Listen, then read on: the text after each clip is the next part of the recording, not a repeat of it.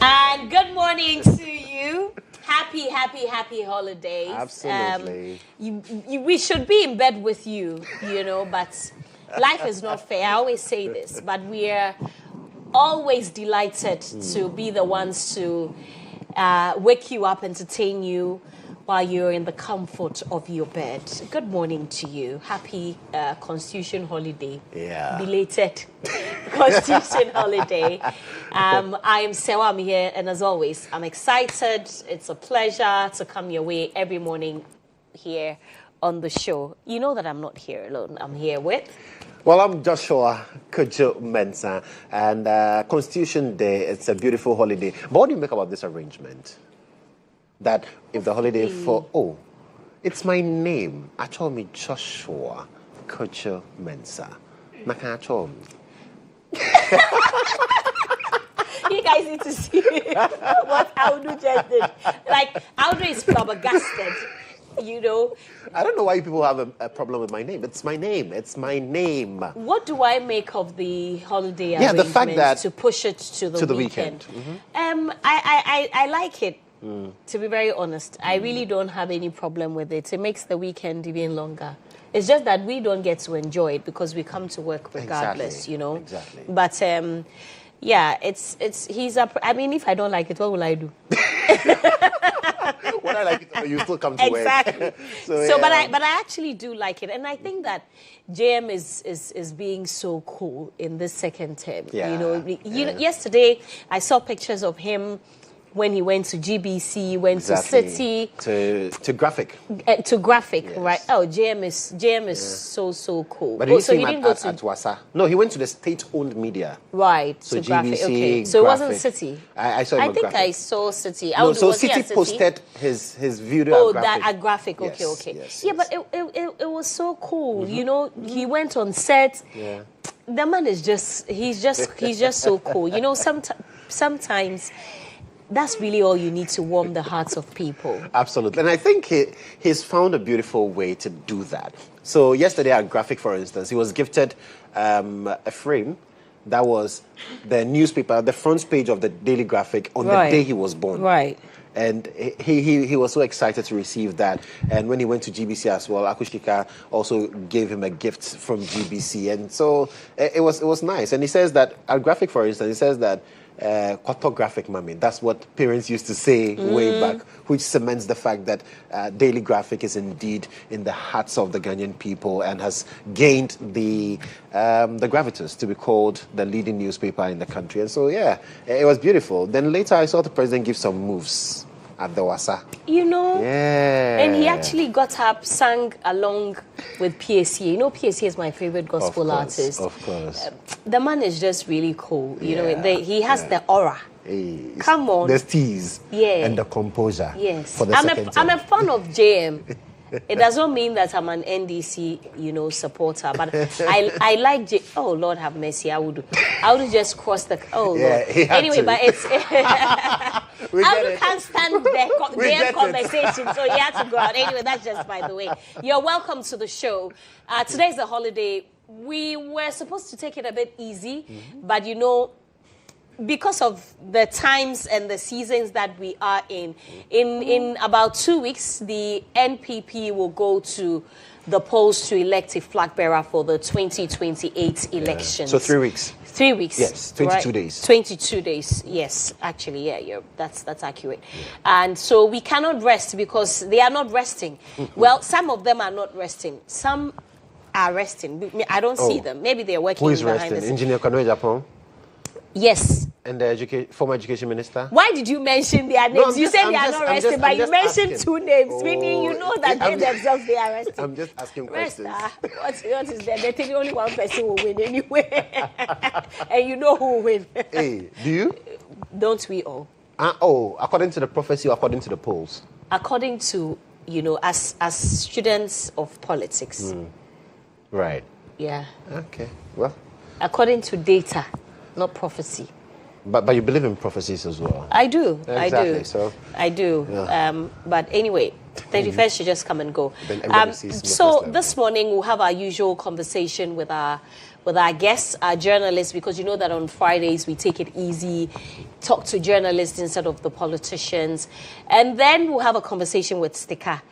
Joshua, why are you smiling? I know what you want to say, but I will not mind you. Audu won't be happy with that. We'll talk to Dr. Stephen Amwa, who is former Deputy Finance Minister and Member of Parliament for... He was never? No. Oh, Trade. Trade.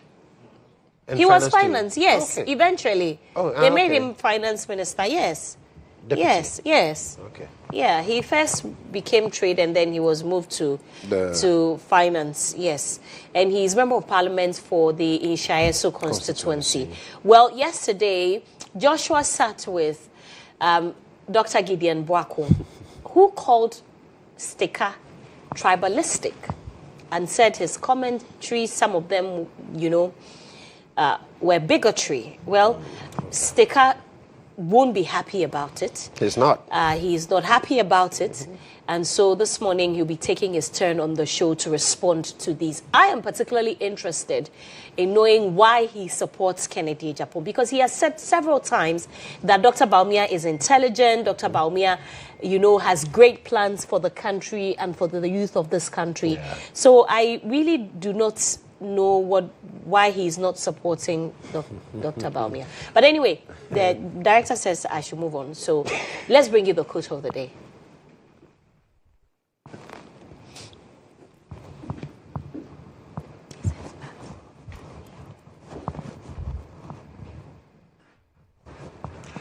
And our quote for this morning: January is the time to get clear on your dreams and forge a plan to make them come true.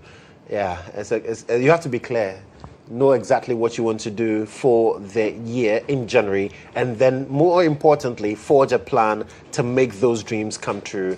Just don't dream and go back to bed. When you dream, wake up and then forge a plan to chase those dreams. And that's the quote of the morning. But of course, it's a Friday, and so yes, let's get into the groove with our video of the day.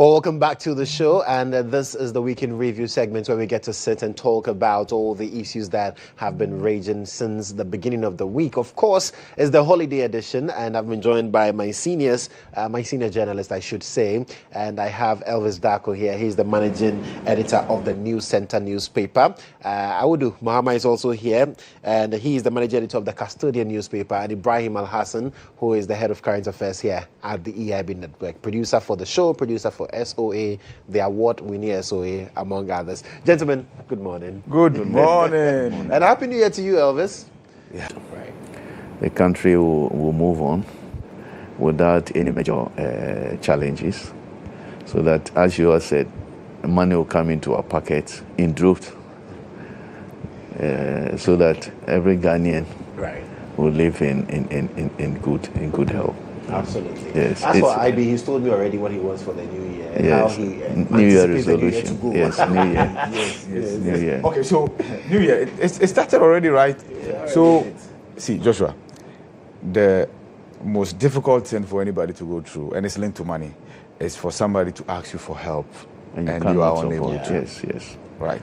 And the year started. It started already. The demands have started. Charlie. I joined my two brothers in praying that this year God gives us a lot of money, right?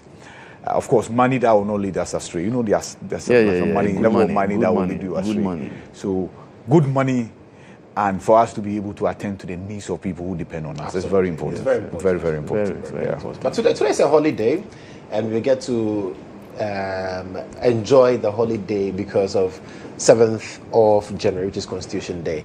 Briefly, Elvis, what do you make of the day? Which one? Constitution Day. No, I think it's very important because the whole Fourth Republic we are in is hinged on the Constitution. Sure. So I think that the Constitution Day is very important. The problem I have with Constitution Day is that we just make it a holiday. Yeah. There is no deliberate attempt to organize events on the day that highlights the key issues in the Constitution. Sure. And I think we are missing an opportunity. Because if we want people to abide by the Constitution, they need to know what is in it. Many Ghanaians don't know a lot of things in the Constitution. And I believe that once we declare it a public holiday, I see it as a great opportunity that on that day, nationwide, just like the way we celebrate Independence Day, every region, every district will have some event where the focus is on the Constitution. And I think the government needs to find some budget for NCC so that they collaborate with assemblies on that day. Every nook and cranny, there's some event to explain why this clause is in the Constitution, what it does for the ordinary Ghanaian, why it is good that it is there. So that the people understand that whatever we see in the Fourth Republic, our entire life now in Ghana is determined by what is in that Constitution. And I've said this thing over and over, but the previous government didn't do it. This government, with this first year, nothing significant has been done. And I believe strongly that it is a very important day. And the best way to make it relevant is to make sure that on that day, if you tune into radio, if you tune into television, everywhere you tune into, the discussion is more about why the Constitution is relevant, what aspects of the Constitution we think we even have an issue with, that we think that why it needs to be reviewed, the aspects that are good, the freedoms that we are enjoying, where it emanates from, so that they can even go into the lawyers say what the latter of the spirit of the Constitution. Why did we even decide to do a hybrid constitution? What experiences did we have with the various constitutions that we think we reviewed and think that we could do better, and we incorporated all into this? Many people do not know the Constitution of the Third Republic, the Second Republic, the First. Many people have no idea about what those constitutions were about and why we are here where we are. And I believe that we are not doing ourselves any good by just making it a public holiday and not holding events to explain. If this morning you tune in here, you tune to, and there are the one of the biggest people in the Ghana Constitution is Nana Krobia Dr. Asante. The man is alive. Yeah. If we have a big forum, lawyers the ordinary people are talking about how the Constitution even came about, the entire process of compiling the Constitution. See, there's a whole lot that this day can be used for.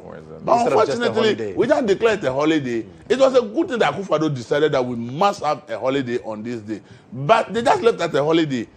I am saying this, probably this government may also take the next step. Right. And like the holiday alone is not enough. We need to have, today the discussion, like if you go on all social media platforms, people should be discussing, I heard this person said this is the reason behind this provision in the Constitution. It is this that happened in the Third Republic that they realized that it may be difficult. Like, for instance, Liman's budget was thrown out. And they believe that it is because at that time it was completely separate arms of government. Parliament, you are not a member of government. And then they say, hey, to prevent that from happening, then let's make the executive appoint some MPs as what? Ministers, so that it facilitates the work of government. Today we are saying that we think we should go back and have that separation back so that Parliament can serve as a real check on the executive. But people are forgetting that if we had that situation, the 136, maybe one single bill would have gone through. Yeah.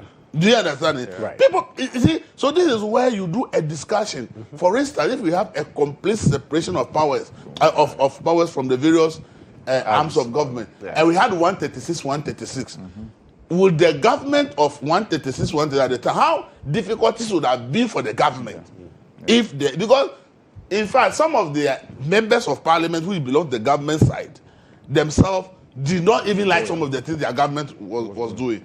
So the possibility that a lot of things that the government has sent to parliament would have been thrown out was there. Right. But because the government has a leader of government business, there are ministers who are in parliament, they want to make sure that government business flows, so that they have to keep their colleagues, they have to lobby their colleagues why this thing the government is bringing, they should support. And this is a day we could learn all of these exactly. These are days that we could have looked back and said, if Liman's budget was thrown out because of, we made this constitution, look at 136. What has been the benefit of a way of merging the two, where some appoint? How did it help the 136? Assuming that there was no merger and that parliament, nobody can be appointed as we are recommending at the Constitutional Review Commission now, what would have been the situation of the previous government of 136? There's a whole lot of things that will even make Ghanaians begin to take interest in the Constitution. True. And I think that it's about time somebody sit down and say, look, we cannot just allow this day just be a whole day we say don't go to work. Yet we are not providing any meaningful discussion on why the Constitution is important, why the 7th of January is important. Right. Even the journey as to how we got here, how Jerry Rawlings at the end of the day decided 1990. How many people witnessed 1992 elections? A lot of people around below 30 years did not even know what happened at that time. Yeah. Even people around 35 years, well, just about 5 or 6 years, they didn't know what has happened.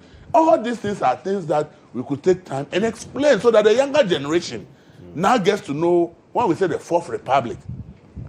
This is how we got there. So let's say Third Republic. What does it mean? How did we get there? So so I think that it's a fine opportunity for us to learn great things. Okay. But we have left it just like and wasting it just like that. How do? Constitution Day. After this lengthy expose by my very good brother, what more can I add? But just to say that, look, he has brought us some few issues about us, the reason why this constitution has been put together, the reasons behind some of the provisions that we have. Particularly, you see at Article 71. This has been something that has been agitated many Ghanaians, particularly the working class. Why some people should be favored in that manner, so to say. So, there was a reason why that provision was put in the Constitution. Yeah. But many people do not understand, and that's why the agitation. So if you have such a day that, I know my senior brother said he was going to scrap it in 1 year. 1 year. For appointees. But even that one will be unconstitutional because, look, if this thing is in the Constitution, right? Mm-hmm. If you say that because you appointed people, and therefore you have the authority over them. What have you done about the constitution that gives them that authority? So if you say you can only appeal to them, they are your minister, but you cannot say that you should not take it because it's constitutional. You can only say they cannot take if you amend the constitutional provision, and so we should, even before that, Ghanaians should understand why that provision was put there. Right. But I see when the president, then candidate John Dramani Mahama, promised to do that, I said it publicly that it was something that would not be done, cannot be done. Because even if you appoint your minister, say that you can only appeal to their conscience, that this is what you can do, but you cannot enforce it. That because I appointed you, you have to forgo your article. Especially when it's in the Constitution, your Article 71 privileges. You can only appeal to them. You cannot say that, because if you do that, somebody can say that, look, I will not agree, and the person has the law to his side. You have appointed. The only thing you can do is to dismiss the person. That is all. Yeah. And you don't want to dismiss all your ministers because they say that something that has been put in the constitution for me, you are forcing me to forgo it. Right. It's not. So if you want to, first of all, even before we talk about amending that, people should understand why that provision is put there. And if we're amending it, then we should make it in a way that those people who are enjoying it will not be disadvantaged. Because as I said, there's a reason why it is put there. And so far there has been various constitutional reviews. We have the Professor Fiajo committee done under President Mills. There was government white paper that has been abandoned. Just under Akufo-Addo, there was this the parliamentary thing led by Osechi Mensah, majority leader, where my senior brother, Inusa Husseini, lawyer, was this lady at the Legon Law Faculty, Kasati. Yes. Clara. They put up something suggesting some amendments in the constitution. That one too is there. Now, President has come, another committee led by Professor H. Prempeh, Kwesi Prempeh. Some recommendations have been made. What are the reasons? Why do we want to amend the constitution? This constitution has served us for how many years now? Since 93. So why will we want to amend it? So Ghanaians should understand that. No. So this is a day that constitution we should be able to tell Ghanaians why we need a constitutional review or amendment to various provisions. So it is good that it's been set aside for celebration, for us to know where we have come from. It is because of this constitution that we have this current democracy. And therefore we must understand it and know the reasons behind it. Right. And then, how do you call it? The day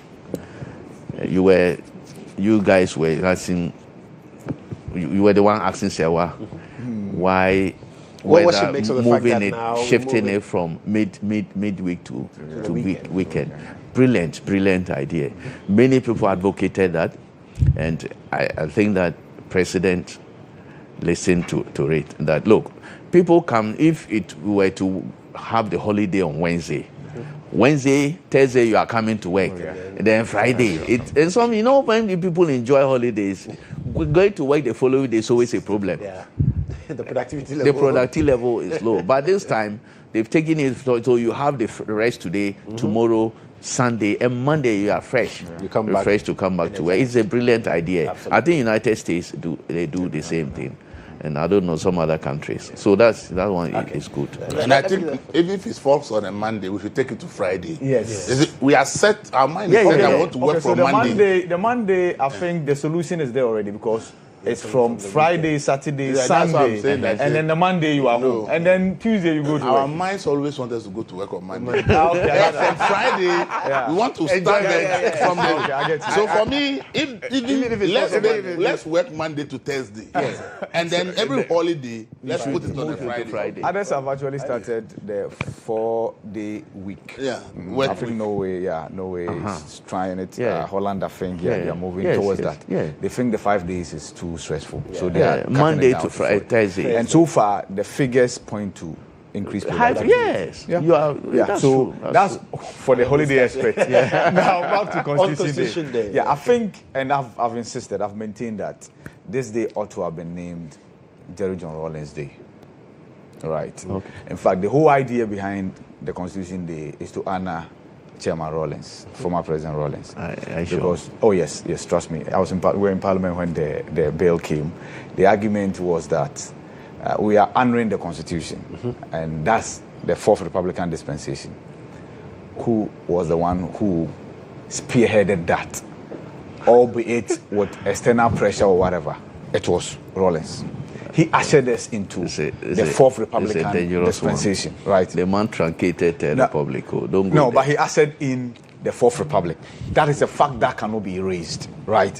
Now, with that said, if it's a Constitution Day and it's to honor the Constitution, how about you name it after the man under whose watch we had the Constitution? And like I said, this idea was not even opposed to by the party that introduced the Constitution Day. In fact, it was rather even the NDC MP who were arguing that Akufo-Addo just wanted to honor Rawlings because they had become best of friends, right? And nothing more, nothing less. My issue then was with the fact that we decided to sacrifice the Republic Day. See, 1st of July. Can you imagine? Can you imagine? So it's good that when this administration came, they reversed the decision to sacrifice the 1st July Republic Day and then still maintain the Constitution Day because it was going to create another controversy about, okay, so why have you scrapped the Constitution Day? We have our Constitution Day. We also have a Republic Day. My argument then was, you can only attain a Republican status once. You can only attain a Republican status frankly, I was not in support of that. Yes, why scrap it? In fact, at the point we're printing our money on 1st July. You look at your currency. That was how significant it was. And so, yes, we have undone the things that were done wrongly. So there's no reason for us to revisit those arguments. So yes, I agree that we need to do much more, not just on Constitution Day, on all our statutory holidays. There are reasons why those days have been declared holidays. So let's have events. Let's have dialogues. Like this March. We have an event. Oh, yes. Yes. SKB Asante, as you mentioned, he's alive. He spearheaded together with others, market women and what have you, in writing our Constitution. How about you gather he and those people who are still alive, who play significant roles in giving us our Constitution? And let's hear their thought on our fixation on amending the Constitution. Because there are others who disagree with any attempt to amend it. Because they say the Constitution has served us fairly well. Fairly well. And we should be cautious in tinkering with some of these provisions. What have you said about the clause or the provision that says majority of appointees will be from Parliament? You know my position on this already. I think there's no way that will have an amendment that will say no MP should be a minister. It will never happen. What we would get, the MPs will not even pass it. What we will get, because most of them come to Parliament because they want ministerial appointment. What we will get will be that the president's hand should be freed. If he chooses to appoint 10 from Parliament, no problem. 20 from Parliament, no problem. All from because Parliament. as it stands now, it's more than 50% from Parliament per the provision. That we should do away with. But we will never get there where they say Parliament. I have to check. Parliament and then the executive should be mutually exclusive. It will never happen. Because, you see, we have a history, and the history should guide us, like Elvis said. So, Constitution Day, beautiful. Let's have much more relevance attached to the day by doing things. The NCC if MCC comes here today to speak to you, they will lament about lack of resources. They will tell you about cars that we gave to them during COVID time, and after COVID we went for our cars. When they needed cars, we all knew that they needed cars for their movement. I think of late we see very little from the NCC. When I was in school, for instance, every year we're having debate, we're having what you call speeches, and then also quiz competition on the Constitution. And kids were rewarded if they excelled. I think we should go back to those days where we even had Constitution clubs. So like a group of students at the basic level who have come together to just learn about the Constitution. And then on also, a day like this, yes, we have those quizzes and those things. That would be brilliant. Look, Joshua, which one are we? Me, I'm so... This thing, I think we are also, as a state, we are confused as to the system we want to run. How so? The presidential, the hybrid, this hybrid system, what is it? Look, if you want to do presidential system, let's go for it. Me, I am in favor of parliamentary system. Okay. I am in favor of parliamentary system where all the ministers will have to be MPs. The prime minister is the one who answers questions. He's answerable to Ghanaians. Yeah. Not because he's the head of government, and anything he comes to parliament to answer why a certain decision has been taken. Yeah. Sometimes they bring some of these ministers, they come to parliament, and it's an eyesore. Oh, yeah. So I am in favor of parliamentary system. If I watch what happens in UK and other parliamentary democracies, I'm in favor of that. But if you really want to do this hybrid thing, look, you were talking of Le Mans thing. Le Mans, it's not just really because it didn't have the numbers. It didn't have the numbers. No, I mean, I think Elvis raised that. Yeah. Yes. It's not just that. Look. But if he had the numbers, that would have been helpful. Not just the number, because his own people were against it. But that is what I'm telling you. So it is not just the numbers. Those people were not his appointees. He had not appointed them. Yes. The point Elvis is making is that if those people were his ministers, in no, they would have supported. Exactly. No, but you see, so now what do we want to do? We want to say that look, this recommendation is that we should not appoint. No MP should be a minister of state, or a board member. Complete separation of powers. That one will be a purely presidential system. Yeah, that's what we want. It's like a parliamentary system. Parliament is completely, but we are doing this one is presidential. That's a presidential system. Yeah. And in a country, this thing, it cannot work. It may not be able to. We will not have it work like we have in US, where a Republican congressman can oppose what Trump brings to parliament. Yeah. Here, you cannot afford to do it. Your party may even expel you. Exactly. And in your next election, you lose your primaries. So we have to be careful how we do this, recommend these amendments. Okay. So I agree with you that the president should be given the opportunity. If we really want some ministers should be appointed from parliament, then the president should be given free hand to appoint the number of ministers he wants to appoint. As it is right now, anybody, you are saying majority should come from parliament. And that one, I think it is not fair to the president. Right. You see, so if today, now that the Constitution have made this controversial, they have. And now you are saying it will not work if you. Today would have been a day nicely for some legal brains, former members of parliament, clerks of parliament at a forum.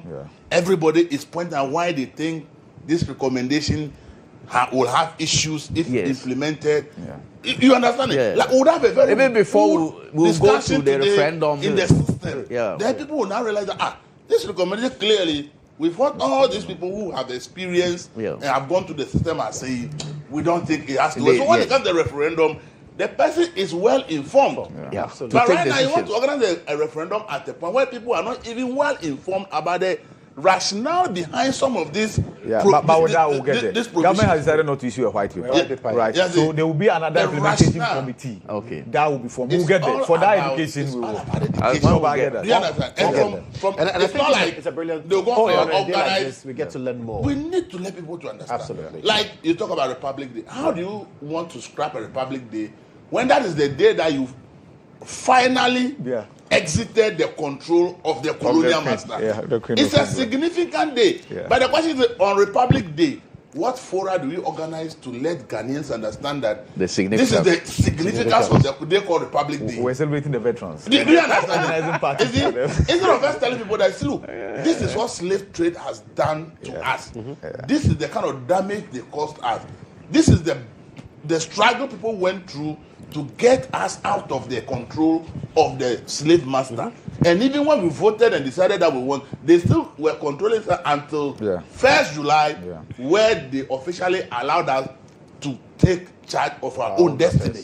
And that is why that day is so important. That a young person who did not understand, who had no idea about even the struggle for independence. And today, ask a lot of young people about Ghana's struggle for independence because we no longer teach history in the schools anymore. True. So a lot of somebody is 35, 40. If you ask that person to tell you what is the struggle for independence, the person will struggle to tell you. So if we are no longer focusing on it in the educational system, every 1st July should be a nice opportunity for us to revisit and let people understand that today the freedom we are enjoying, some people have to die for it. Yeah. People have to be maimed for it before you are enjoying it today. Then when people think that Americans are passionate about their national flag, it's a deliberate effort by the state to make every child understand that when you say America, these are the values they stand for. Yeah. If you say Britain, they make a deliberate effort. We don't make any deliberate effort. I want people to be attached to the country. We want people to hold our country there when we are not telling them the significance of that. And see, that is why we miss all these opportunities. And for me, let's not take these days just as holidays and allow people to go and have fun. They are very important days we can use to reconnect people to Ghana's history. I get that. And I'll come back to you. But and the GHOne thing you talked about, I will also think that if we did it, it could be a motivation. Okay. Because when we are in a sub-region, people are changing constitution and term limits and everything. Yeah. If there's anybody who should have done that, should have been GHOne. Exactly. Because at that time, even when we're going to go election, we were like, even if we take the election, we take power back. There was a lot of fear in the system. But the man handed over power and lived in this country. At a point was criticized his own party. The man has really demonstrated that he wants this country to go the direction we are going. So if we are naming we'll come back to this conversation some other day. There's a lot to talk about. Yeah, there's a lot of exactly. This constitutional amendment thing where people are calling for third term and all that. I think that we'll come back to that. But we need to talk about other issues today as well. And it's not just Constitution Day we are celebrating. We're also looking at a year of an administration in office. And I'll start with you because it's your big brother. 1 year of President John Dramani Mahama back again in office. What's your assessment, Audu? Oh, let me just clear this. Whilst you people were talking about how he visited broadcasters, some station, public institutions, I decided to step out and say, jokingly said that, the praises are made I would do angry and not far from that. I know it's a joke. It was just a joke. Look, he's a good brother. It's just that politically we are divergent. The last time I actually had a telephone conversation with him was in November 2012. Incidentally, he was going to my campaign. He was going to my constituency in Lambusi. I was then a daily guide. That was the last time he called. We had some discussion on a story. So, he was he is my senior brother, and we were very close. Not now. No anymore. Not now. I can't say no anymore. I can't say no anymore. But we used to have a good chat. Because of our ethnic groupings. So he belongs to an ethnic group. I belong to an ethnic group that have we joke. Joking partners. Yeah. So even when I see him today, I can refer to him as my servant. Yeah. Even though he's saying he will laugh over it. So that's how we are. It's as I said earlier, we have some misfortunes in 2025. Those were not his makings. I think apart from those misfortunes, 2025 was not all that bad. There were positive things that happened. As we speak today, Elvis, that's his specialty. Inflation is said to be 5.4, right? The CD at the interbank rate is less than 11 cedis. Yeah. But Abochi is selling it around 12 point something. Yeah. And sometimes it happens. Abochi government will have the exchange rate, but Aboki, which people say Abochi, it's actually Aboki in Hausa. Aboki will have the dollar. You will have the exchange rate, but Aboki will always have the dollar. And so in that respect, fuel prices based on what is happening globally and all that, and the exchange rate and all that, fuel prices have been good. All of us go to the pump, and it's good for all of us. For the first time, super is under 11 cities. Yes, in a long time. Yes, for a long time. So that is good. But you see, all these things, sometimes I don't understand why these things, changes do not reflect in some areas. For instance, lorry fares. Because these people always say that, oh, fuel prices are high. The dollar is high. Everything's about the dollar. Even sometimes the coconut seller will tell you that the dollar is high. That's the thing. Now the dollar is down, every inflation down and everything. But the people are not changing their prices. We are still where we are.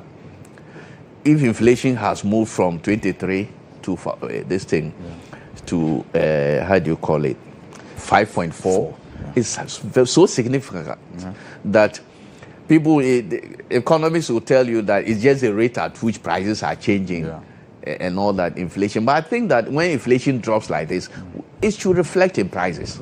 If you want to have impact, it should reflect in prices. Some prices are reflected, especially the imported ones. And you know, the inflation that we had previously, majority was actually imported inflation. Now, the imported inflation is down. That is why our inflation is actually down. If you look at local one, prices are actually not down. Some of the commodities that we buy, cement, milk, water, bottled water, my favorite thing that I always use, those ones, those prices have not come down. But that's something. Now I've told you the positives about the fuel prices, the inflation, exchange rate, and all that. That has helped in one area. But let's also look at the major things that this administration promised, the president and his administration promised. The 24-hour economy. All the famous 24-hour economy. 1 year on, I said it here last week, I do not see anything. If they ask you, any of you, what has been the level of advancement of that policy, will you be able to tell what government has done so far about 24-hour economy? Well, I asked the question. They told me that, well, it's a 4-year policy, so it's now picking shape. They are putting in place the fundamentals to make sure that when it gets up and running, it's really solid. 4 years. No, if you look at the budget for that 24-hour economy, even that one alone will be problematic for this administration. 4 billion. Is that not it? Yeah, over the 4-year period. Now, if you look at the first year, no allocation, right? No allocation. So you have 3 years to do it. And I remember my senior brother, when he was giving his last campaign, there was a clock where he was operating like 24 hours, right? Yeah. Every 8 hours you work to move to the other clock. 8 hours you also work. So 24 hours, 3 people. Yeah. I don't see it. It's not. There's nothing put in place. The last time I saw my brother with a document, he was displaying a document that said 24-hour economy bill. This is the same person who said that if you think that government will pump money into 24-hour economy, it will not happen, right? You were there. I wasn't there. I just watched TV. I didn't brief us meeting. Yeah, he was talking about collaboration. With the private sector. And that has been the policy. That's why I'm saying that from day one, I said that you can only, it's a demand and supply situation, 24-hour economy. And you can only get it when you empower the private sector. Now, the private sector that you are supposed to empower to deliver is the same private sector that will provide you resource money to implement it. Yeah. You understand? Mm-hmm. And the private, you are talking of giving the private sector some incentives, like electricity and all that. I know that all that will be in the policy document that they want to bring to Parliament. Yeah. But at what cost? Because if you say that you are cutting down electricity, are you going to cut down electricity for the industry and increase it for the ordinary Ghanaian? On how are you going to, when you cut the electricity, it means that you are going to subsidize. Yes. Do you have enough resources to subsidize the electricity? And even when the people produce, and the economy, if you employ 10 people and you produce with the 10 people, we expect that what you produce, you have market for it, for you to be able to employ more. If you have 10 workers and you produce and you don't sell, that's where you even see people being laid off, because they have produced, but there's no market for it. There's no demand. That's why I say it is a demand and supply situation. It's about the economy. If your economy, totality of your economy is very strong, 24-hour economy will be automatic. Okay. But if your fundamentals are so weak that as we sit today, the major thing that is driving this economy is about gold and cocoa. The major thing, the 1 year that we've had, there's no any major thing that will stimulate growth in the industry sector, private sector. There's no major policy. Where? What we are seeing today, this inflation, this drop in exchange rate and all that, is because the gold prices are good for us. At the time MPP was living off, the gold price was about $1,700 or less an ounce. Today, it's way above $4,000. $4,000 an ounce. You see the increment. And we are getting so much for it. That's why we have used so much. We have the liberty to pump over 10 billion to stabilize the city. And that's why it is. But if tomorrow gold prices should drop, what will be our buffer? Right. So these are the things government will have to be looking at. What measures are we going to put in place so that we don't depend on our gold exports or our cocoa? What can we generate internally to be able to grow the economy? That's why people look at the private sector, the industrialization and all that. But I think in that area, government has not done much. And that's what government needs to look at. Because with this dependency on gold prices, if this man's friend, my brother sitting on the left side, he has a friend who is emotionally unstable. Mention the name. Donald Trump. Correct, sir. If Donald Trump starts doing things, now he is warning all manner of countries. But that is what is helping us. Yes. That so you should keep the warning so that the warning is helping us now. But if he decides to veer into other areas, like threatening Iran, you know, if he goes to Iran, you know what will happen to us in our fuel sector. Yeah. So let's pray that he doesn't misbehave in attacking some. Now, what he's doing now, his tariffs and all that has made gold prices to increase. His tariffs, global tariffs increases into all countries. People are now using gold as a store value. And that's why people are purchasing gold and the prices are going up. If people decide to move away from gold and use other means, then that will be a problem for us. So I think that 2025 has not been all that bad. We hope that 2026 will be better. Right. Government will face more challenges in 2026, whether government likes it or not. Even before the year end, the announcement was made that they were paying $709 million to bondholders, yes. Right? Mm-hmm. There will be more payments, and that will come. And more demands will come from the populace. You understand? Government's own promises will have to be delivered. Right. Like the big push. A lot of roads, how do you call it? I just pray that you are able to do my road for me. From Wenchi, from Techima, Wenchi to Wa, all the way to Tumu. If the president, I said it here, if my brother is able to do that one, I will always... You vote for him. That one will be a problem. But I'll praise him for it. You will do that. But I'll give him his flowers. I'll give him flowers. Right. After he will not be on the ballot anymore. Oh, okay. So it will be a legacy that he is the one who has been able to do this. You know, we all pass the same route. Yeah. I'll have to pass through his hometown to mine.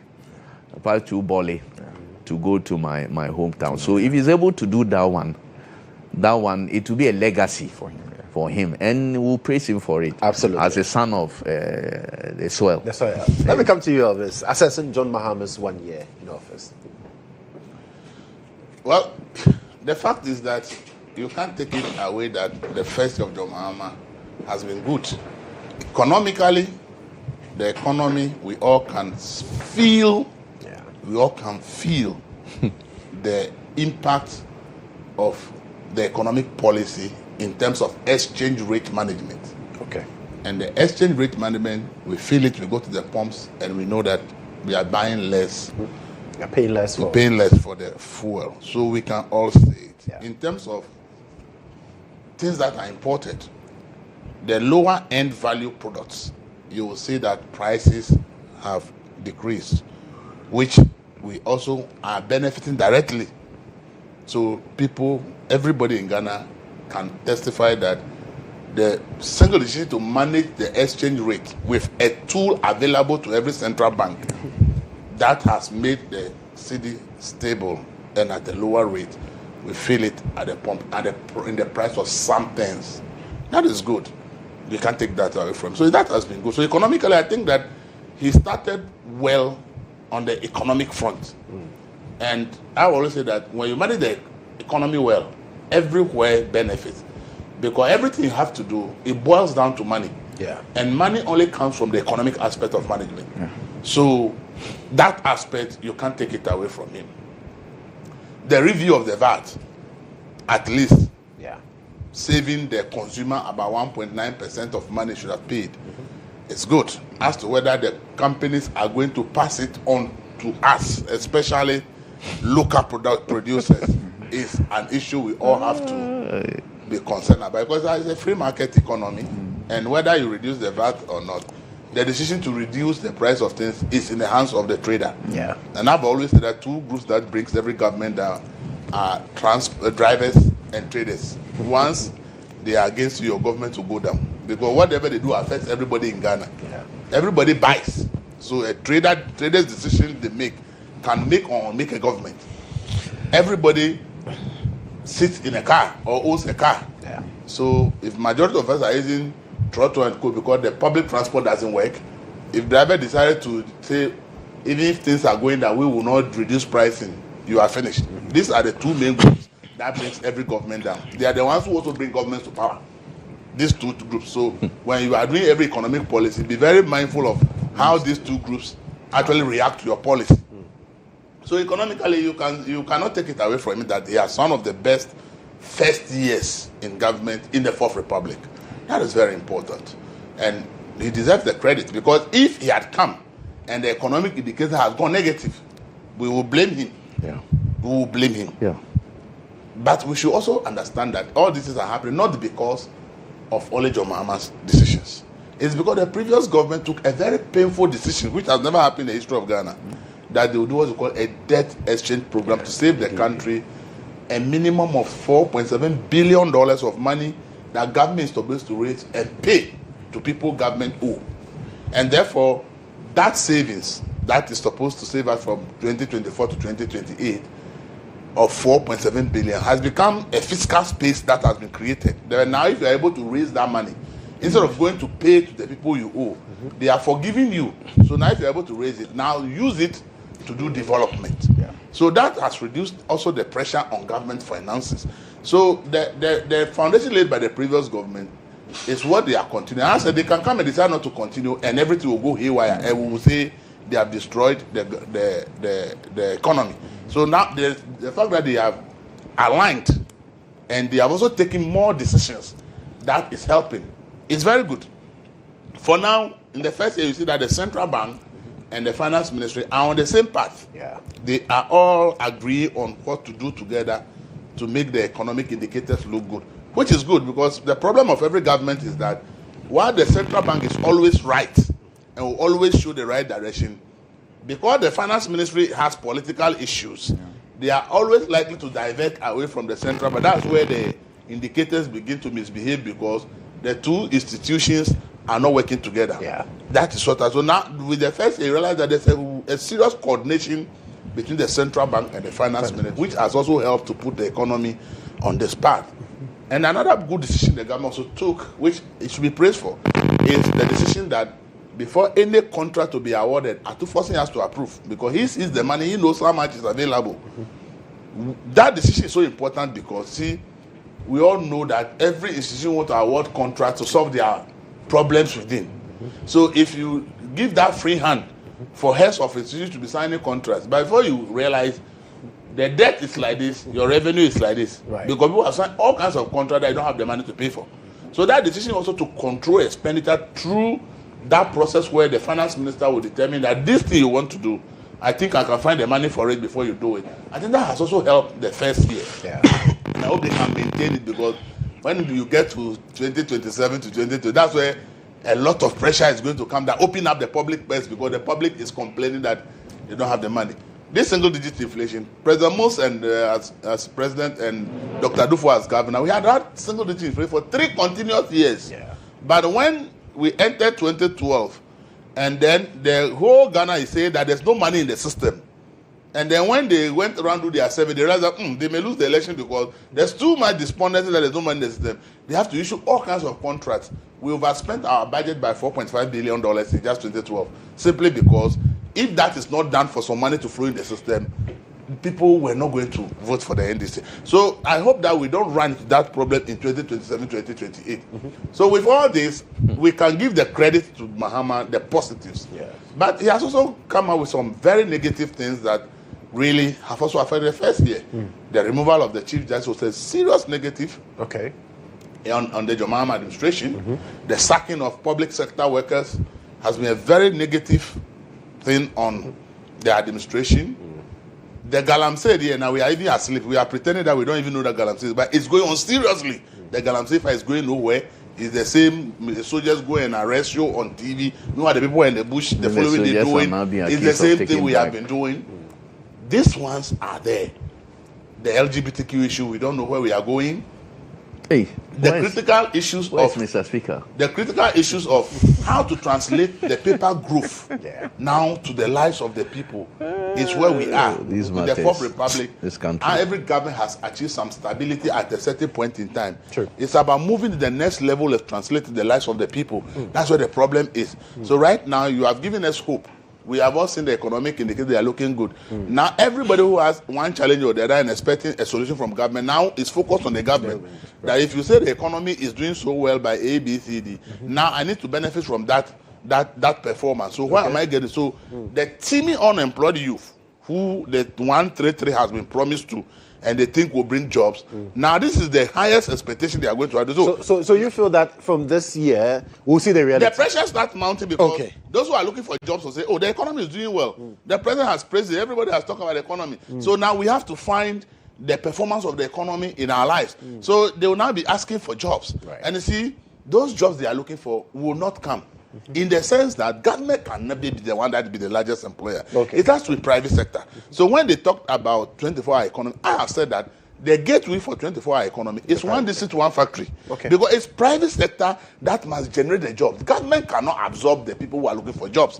And therefore, if the private sector is not the one absorbing, those promises are just political promises. Because see, private sector will decide as and when to invest. This is their money. They will look at all the indicators and think, I think it is right time for me to invest or not. So government may bring all the policy and say, if you do this, I'll give it. But the person who owns the money will decide when to invest the money. So the 133 job issue and the 24-hour economy linked to 24 is the biggest expectation of people from this year going. Because you have now said the economy is doing well, then the economy must deliver those jobs. But we all know that it's not going to be that simple promise translated to simple, so it will not happen. And that is one of the major problems that the government will face from this year going because the jobs cannot be. The truth also is that how the economy is doing, it's not a production-led stability. It is a forest intervention stability, which in economics they call artificial shoring up of a currency, because you are only putting in foreign forex to keep the forest. You need your currency to be strong, or the forest should flow in based on the fact that you are increasing your productivity within the country. So the question is, in the first year, what has been the increase in productivity in terms of rice? What has been the increase in terms of chicken? What has been the increase in terms of sugar? All the things that we consume more in this country. Can we really show figures to show how we have improved in this production? If we do, then it no longer be forest intervention stability.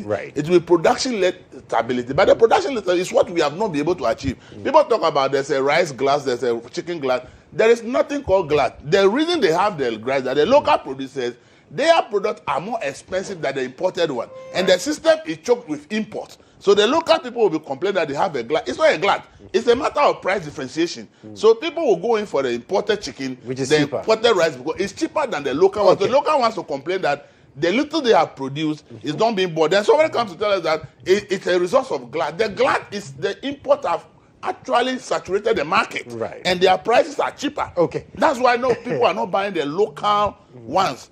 And there's something that's very, it hurts. And that, be landing on that. Yeah, let me land on this one. I don't have anything against China Mall or Chinese business in Ghana. They are businessmen. But see, when you have an economy that is about 90% small traders and all the others, you have to be mindful of how you allow retail giants into that economy. You see, in an economy like America and Germany, where it's largely productivity-led, when retail giants come in, it helps.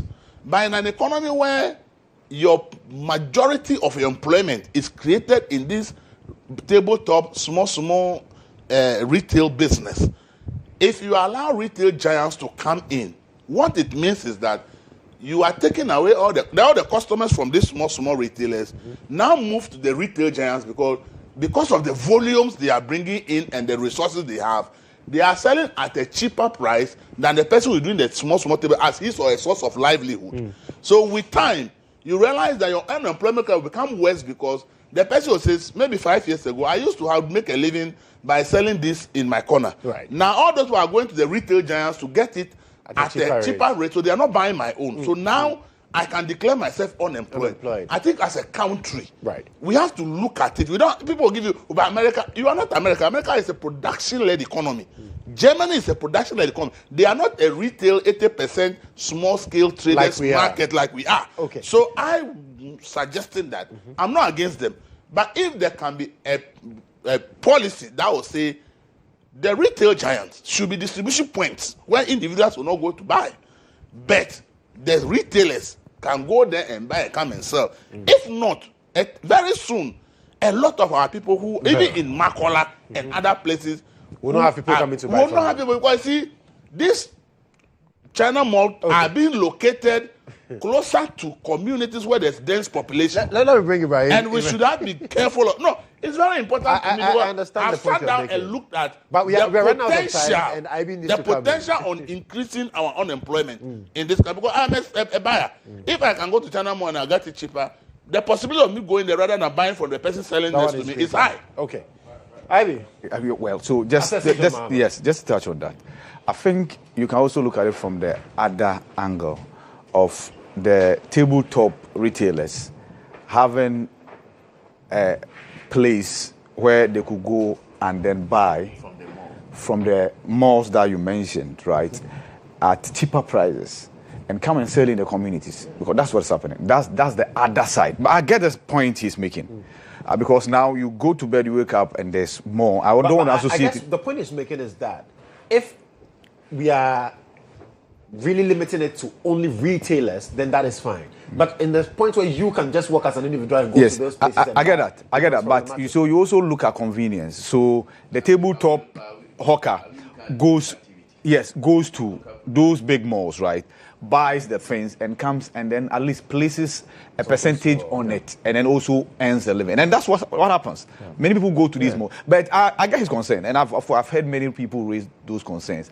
The concern generally is even about how we are gradually shifting from productivity to retail and distribution, right? And those products are not produced locally. Yes. So there was something that we did with, and I can mention this, Malcolm, right? Malcolm used to just do importation.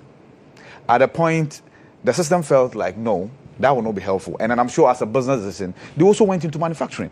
We should get there, where those malls that you mentioned, I don't want to attach to the country. We insist that don't just import from your country. Come here and manufacture them. We'll get there. It's a policy decision. Yeah. We'll get there. Yeah. Now, John Mahama, 1 year on. I think it's a beautiful time for you to be a president, to be honest with you. See, I've looked at the figures. There is no indicator economically that points to the negative in this country. No, not a single one. Scan all indicators and tell me which one points to the negative. Inflation is 5.4.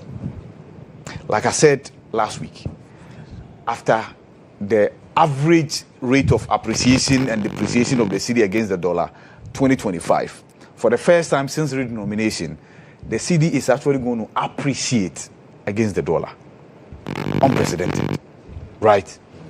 Now, you also talk about fuel prices, because every morning, or at least 2 days, 3 days, many people visit the pumps, right? And when you visit the pump and you look at how much you are paying for fuel, you will not be angry. You see, there are a number of things that get people very angry in the country. They are just there, they are angry. Like, of course, when your wife is giving you trouble at home, you go out and you are angry. Nobody will provoke you, but you are angry, right? Good. When you don't have money. Except that you cannot say it. You cannot say the anger is from home. Exactly. You when you don't have money, you can't right? say the anger is from home. A little joke, you take it as an insult, right? And so when you go to the fuel pump and you look at how much I don't know how you slept yesterday. I'm hitting the nail right on the head. Yes, so now when you go to the fuel station, right, you are a bit, sometimes, let's say, you are encouraged by how much you are paying for the fuel you are getting. Oh yes, it could be worse. That's the reality. And then you talk about power, electricity. I'm not sure we've had to table Dumso for a conversation for many, many months now. We haven't. And as a producer, it's a measuring rod. Right? But it's because you and I are paying. I just related to fuel. Per liter, we are paying 1 Ghana cedis. And I've insisted that it's one of the boldest policy decisions John Mahama has taken. And it has ended up being his biggest benefit that he has received. Because the money is coming. As the fuel is flowing, the money is flowing. It is being used to pay the independent power producers, right? And then also buy fuel. And as a result, the power is on. The electricity is on. One major headache gone. So all the indicators are positive. Right. So it's a very beautiful time to be a president for Ghana.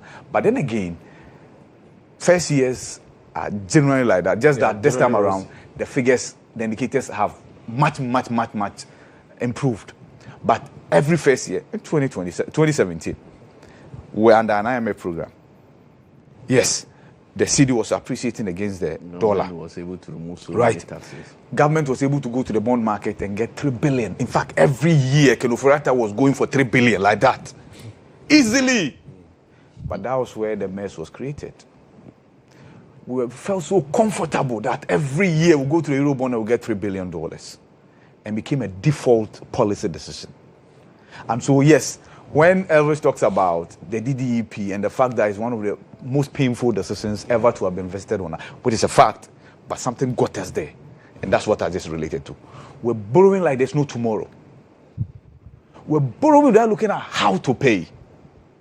Actions and reactions are equal, but opposite. Faces will tell you. You can't keep digging and don't expect to be buried. Once you dig, you'll be buried. That's an economic reality. Now, yes, there are other things that I think the president and his government can improve upon. Job creation is one of them. The 1 million coders, per what we understand, funding is not forthcoming. That should be addressed immediately. Because if you are training 1 million people in 4 years, every year you have to train 250,000. Last year, at least I didn't cover any story of passing out. I think yesterday I was a program at the Tanko. Yeah. And they said they've done a pilot of 290 people. Okay. So for over 100,000 youth have registered. Of course, that one, I'm aware of that. And they have brought Which in... one? Registration? Codes, yes. For registration and opening the portal, yes, we covered that. They have brought in 20,000 laptops. Yes. So this year, exactly. action will start. And that's the point I was making. That it means that this year we have to train 500,000. Because, like I said, 4 years, 1 million. Every year we're supposed to train 250,000. Last year we could not. We've done 90 pilot, but we won't count 290. That. 290 pilot. We won't count that. So this year, at least we have to be hitting 500,000. 500,000. Yes. So we should get to that. Again, you see, I was also of the opinion that there was no movement relative to the implementation of the 24-hour economy. But what officials are telling us is that it's not a race. And if you rush and you get it wrong, the consequences will be much more fatal but that was than taking your time. Hold on. That was not than taking your time and getting it right. Right. I'm aware that an industrial zone has been identified, and there are works ongoing to ensure that that industrial zone is developed. He mentioned, and then of course, it's part of the policy that there will be incentives for companies by way of reduced electricity tariff. If a company is located in my community, which is not an industrial hub, you have to individually tailor those meters. But if there's an industrial hub, right, and companies are located there, and you want to give them incentive by way of electricity tariff, it's easier. You don't have to individually, right, give them that reduction, but you can do it collectively. Because you give them bulk supply. Exactly. That's it. Again, yes, and I heard many last time we were here when I talk about 24 hour bulk supply. As if it's not going to cause a nation. No, I'm saying it will cause a nation, but you see, every incentive is the state. Of course. No, every incentive is the state taking out their cost. Exactly. 13% of the U.S. population feeds the entire country and the world as well. But because of mechanization and subsidies. Yes. Why do you think Vietnamese But do you have money to do that? No, you must find the money because it is, we see, now net effect. What are you getting in return? That's the point. What are you getting in return? 11 billion in the city. Yes. And now we all say it's at 10. See, boys it are comes not at the important. cost, though. Look, It came at the cost. Let me ask all of us. We are all talking about productivity. Yeah. We all say that we'll put $11 billion to show up the city. Yeah. Where did the $11 billion come from? We're so good. We are just buying gold originally. Exactly. So I'm saying that, look, that is not how, you cannot depend on that alone if you don't put the money in productivity. Because this but now the governor has said it in every speech that where we are now, the next level is to move to production. Because that's what I've been talking about, productivity. Yes, and I agree with that's you. What I've been talking about. Because you can't only depend on gold export. And you think that your economy is doing well. We understand. See, in every government, first year is a preparatory year. Of course. You lay the foundation for a takeoff. And that was where I was coming to. That, yes, 24-hour economy, it must take off this year. They are not ifs, they are not buts. No excuses this year. That's the point. It must take off this year. We've done the groundwork, right? Entered into partnership agreement. There are financial institutions ready to help. There are external investors ready to help. So roll it out, right? The Galamsey fight, we can do much better. I know the president says it's moved from coffee to light Milo. Light Milo, right? Okay, so let's get it to be blue. But is that the reality? Let's get it to be blue. No, but you can pick your camera and then go. There's no light Milo anywhere. There's still coffee. Oh, the president said he has seen light When Milo. do you see the light Milo? Where I want to go and take. Oh, but he mentioned it. He mentioned that. I want to go there. Oh, he mentioned the location. Yeah, I think somewhere in the Western region. I've also seen a video. Yeah. So what is our target? I'm Kobla, for instance. I've seen many people. No, don't worry. We'll get there. But see, let's not lose sight of the fact that there's Galamsey still ongoing. Yeah, that's true. a fact. It's That's even a worse. reality. And that must be addressed. True. Naimos must be resourced. I mean, yesterday, Gideon Buako complained about his constituency. He said they should come. Never known for Galamsey, but now there's Galamsey ongoing. Yes, so Naimos should go there. So an An MP has given them an invitation. invitation. The last time I saw, he was going around and ready to the matter has gone out. You see, it's getting worse, actually. So as for the president and his first term, he will always score high marks because the figures are beautiful, right? When we exit the IMF program, which we are about to do this year, then there's no headmaster standing on us for the cane. That's when we can exhibit our own discipline financially and execute our policy, because we are likely to return to the bond market as well, right? What are we going to borrow for? So I will think that the reality will dawn on us in 2027, and we'll be here to assess. Okay. Well, we are running out of time, but I really want us to touch on Ken's. Yeah, so let me just take it quickly, and Yes, then they can quickly. just take Yes. So okay, it came to me as a surprise. I'm not interested in it.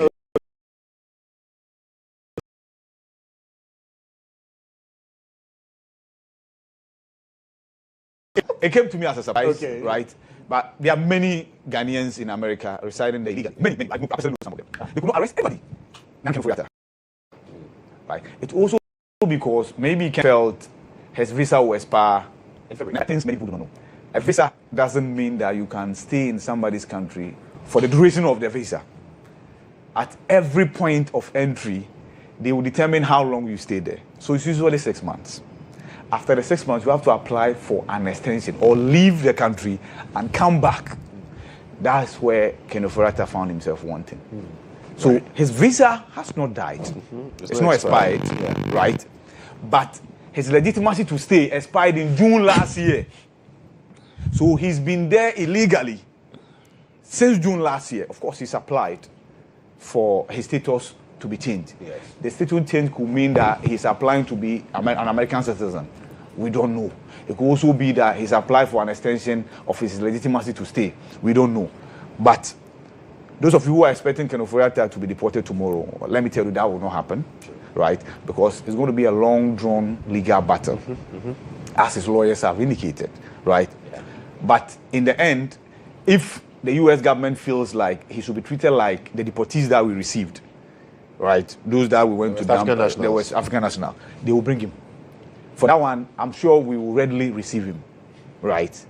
We won't say that we use it as a transit to any other country. And I'm not sure the U.S. will even give him that option as to, if you don't want to go to Ghana, where else can we take you, right? So it's a shocker, but it's an immigration issue, and it's a reality of many, many, many people. That's how ICE is working. Right. Elvis, briefly. Yeah, before Ofori-Atta, I want to tell President John Mahama, if you say you want to leave a legacy term, yes, by 2028, then my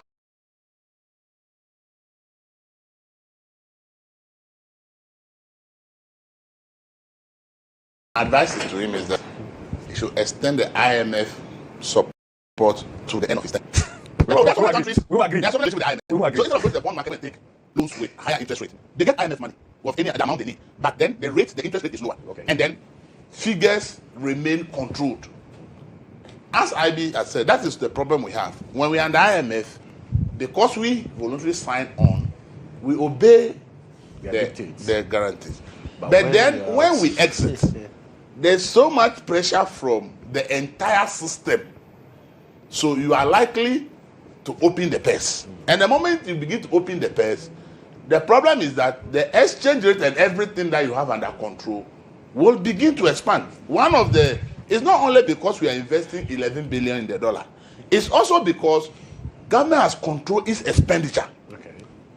So there's no pressure to look for more money into the system. That's why inflation and the rest have also gone down. Okay. If you put any amount in the city, yet you are pushing so much money into the system because you are issuing contracts left and right and the rest, inflation will go up. Okay.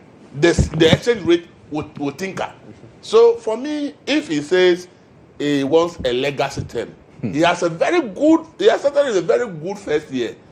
He should not let the party tell him that if we go this way, though the economy, everything will remain that, and you take the credit, you are going out and we will go for an election. People may use that against us. This is the problem we have. That's why our economy has a problem. That's why every report from World Bank tells us that it is our election years that are our problem.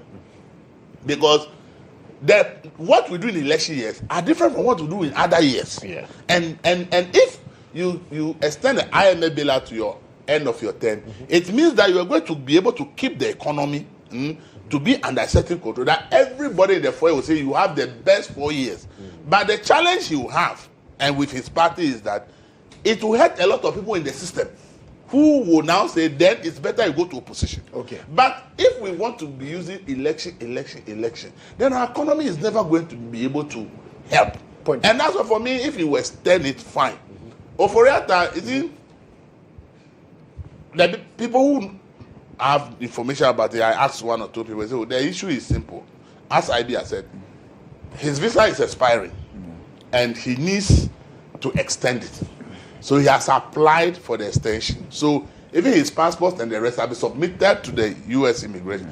So when the ICE came, the wife has the passport and everything, so they couldn't do anything to him. But the Kennedy didn't have his passport, so he's deemed as an illegal. Because in that country, what most people illegal do is that once they realize that they are illegal, they throw away their passport. So that when they are arrested, You don't know which country they came from for you to deport them there. Yeah. Then it's difficult for the U.S. government to decide which country to send you because your passport is missing. So they have to go to the system to know which country did you come from. That's why Ghana has a problem where our passports don't allow people to take it.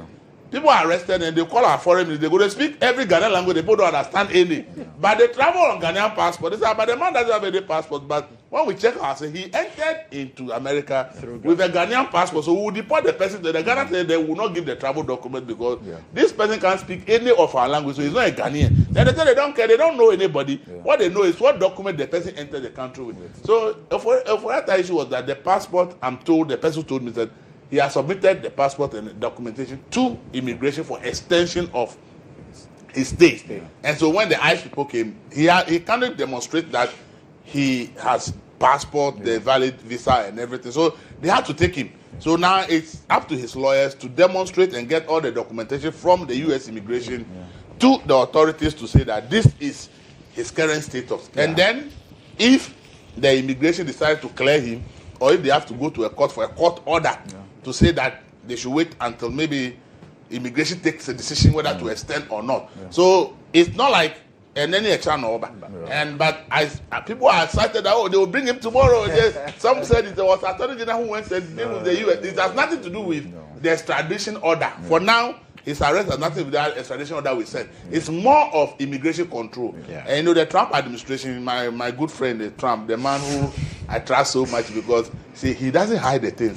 The reason I like the man is that is when he went to Venezuela and after then the following came so now American companies will go and take all the oil. Then American companies were like the man has exposed that because the agenda was that get the man and get the oil for America. But that one, he should have announced it. That's what I like Trump. He will come and tell you why he did the thing. The other president will keep it, and by the next 2 years before you see, American companies are taking over all the oil. But Trump will not do that. He will come and tell you that, we did it. This is why we did it. That's why I love the man. You see, me, if you want to slap me, say you will slap me. When I see you coming, I run.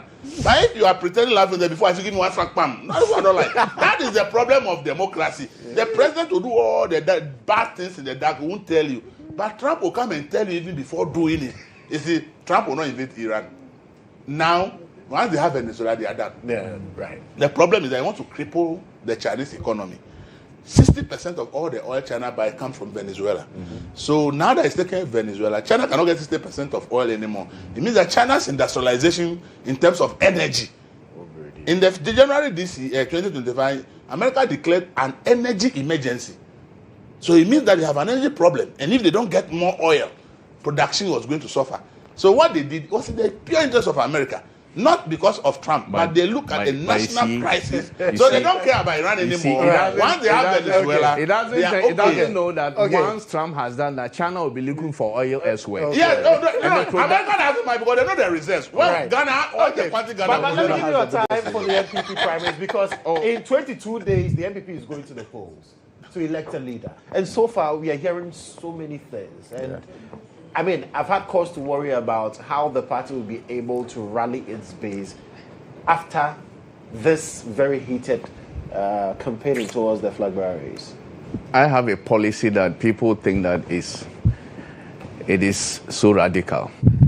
I think that it is MPP should not concentrate so much on before the election that unity. Do the election, as I said last week, do it well. Make sure that there's transparency. The rules are clear for everybody. No cheating, no everything. When the winner comes and anybody who misbehaves, the party should take decision against the person. There's nobody. I have said that, you see MPP and NDC, there's no single person that can bring these two parties down. No single person is greater than these two parties.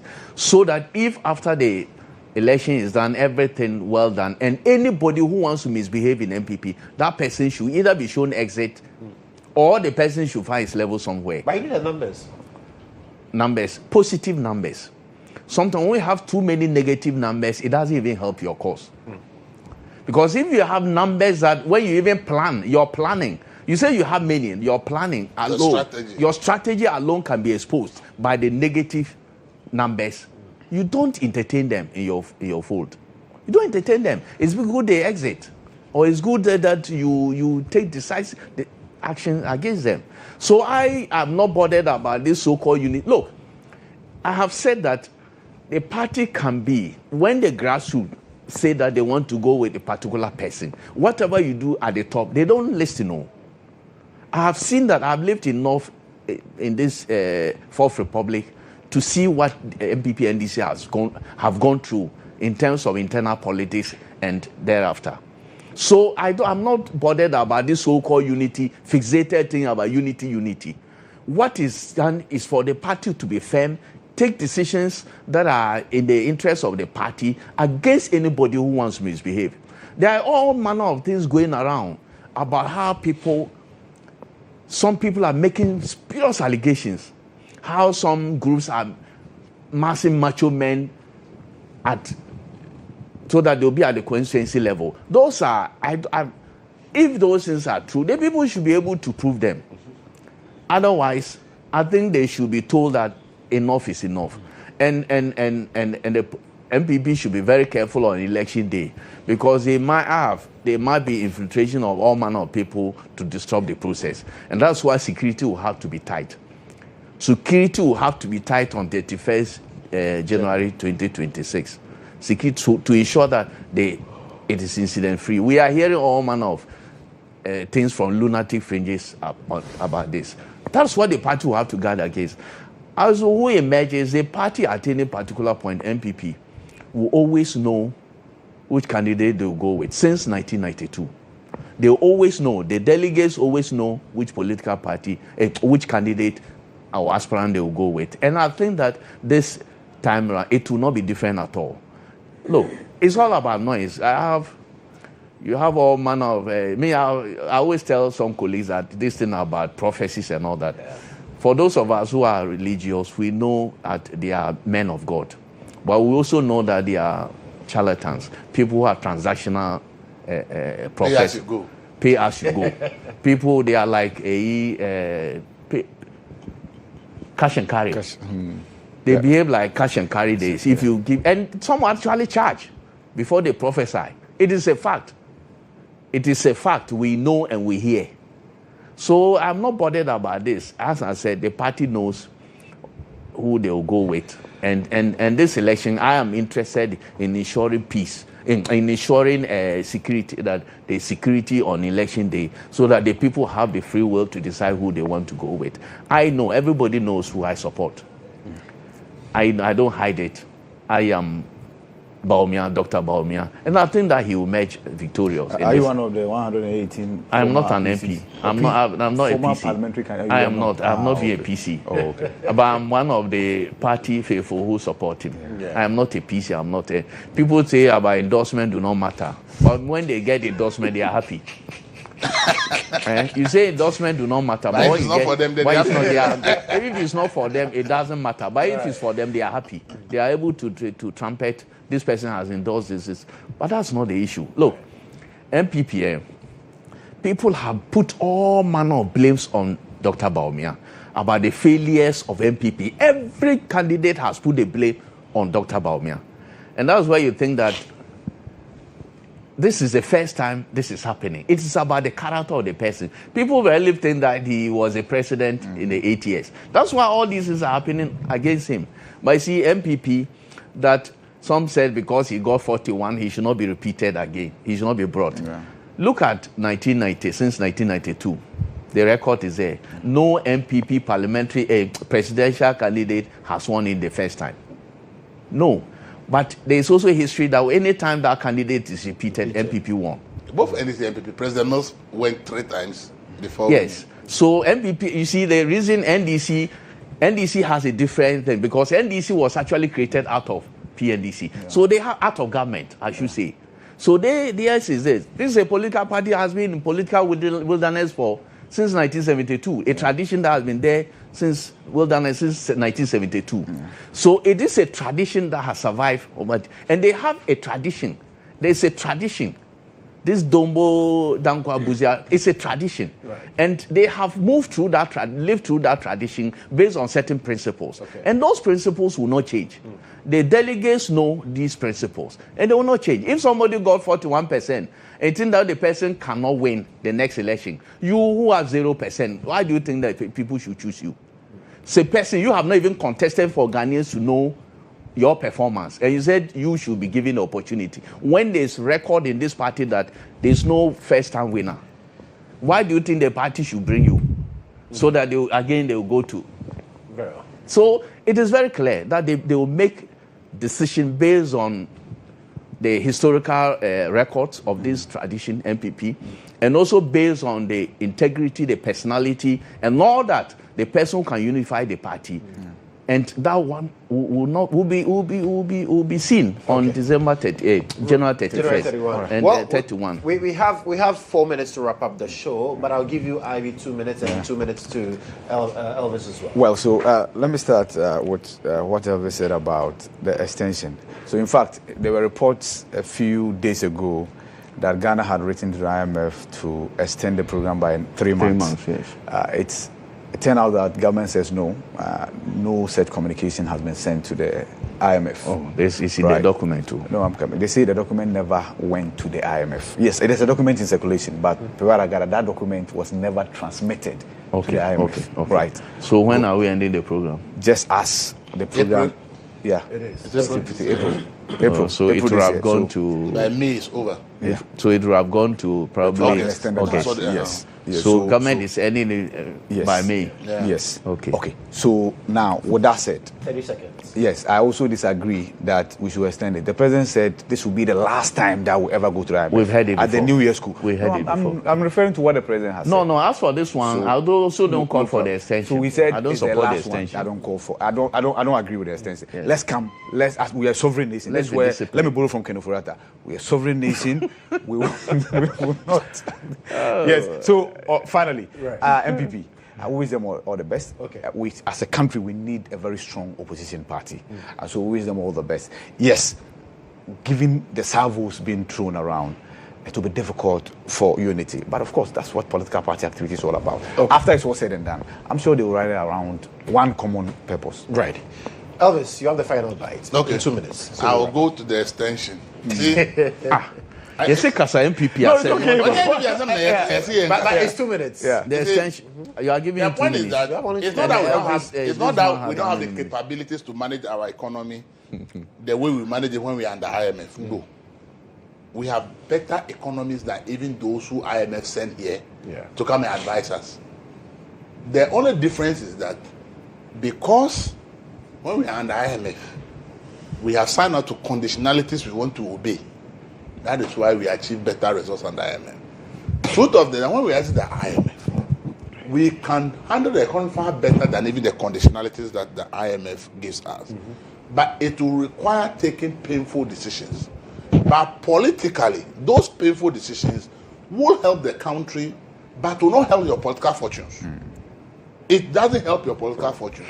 And that is why we are unable to take those difficult decisions when the time comes for us to take it. Right. That's why I'm saying that to absorb yourself from any blame, just say that we have extended the IMF program. We are not the first country.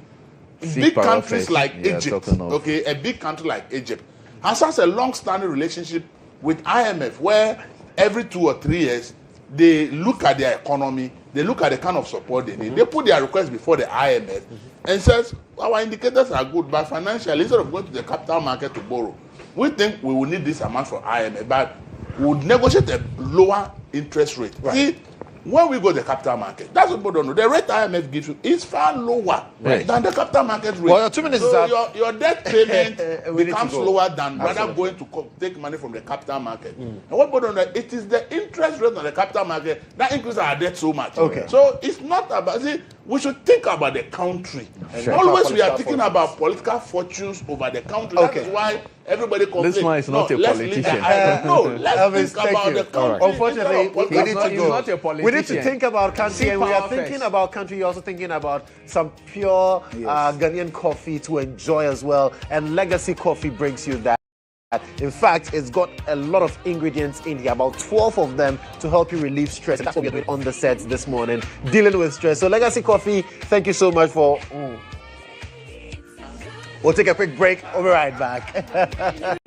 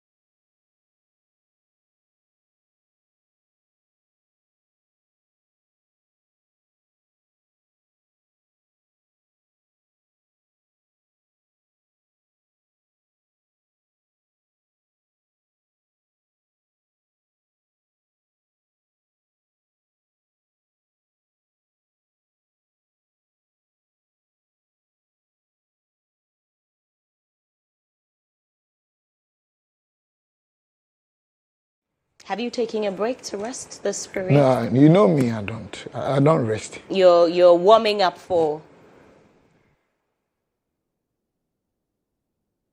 You're warming up for January 13th. Sorry. Yes, and I've always been very busy.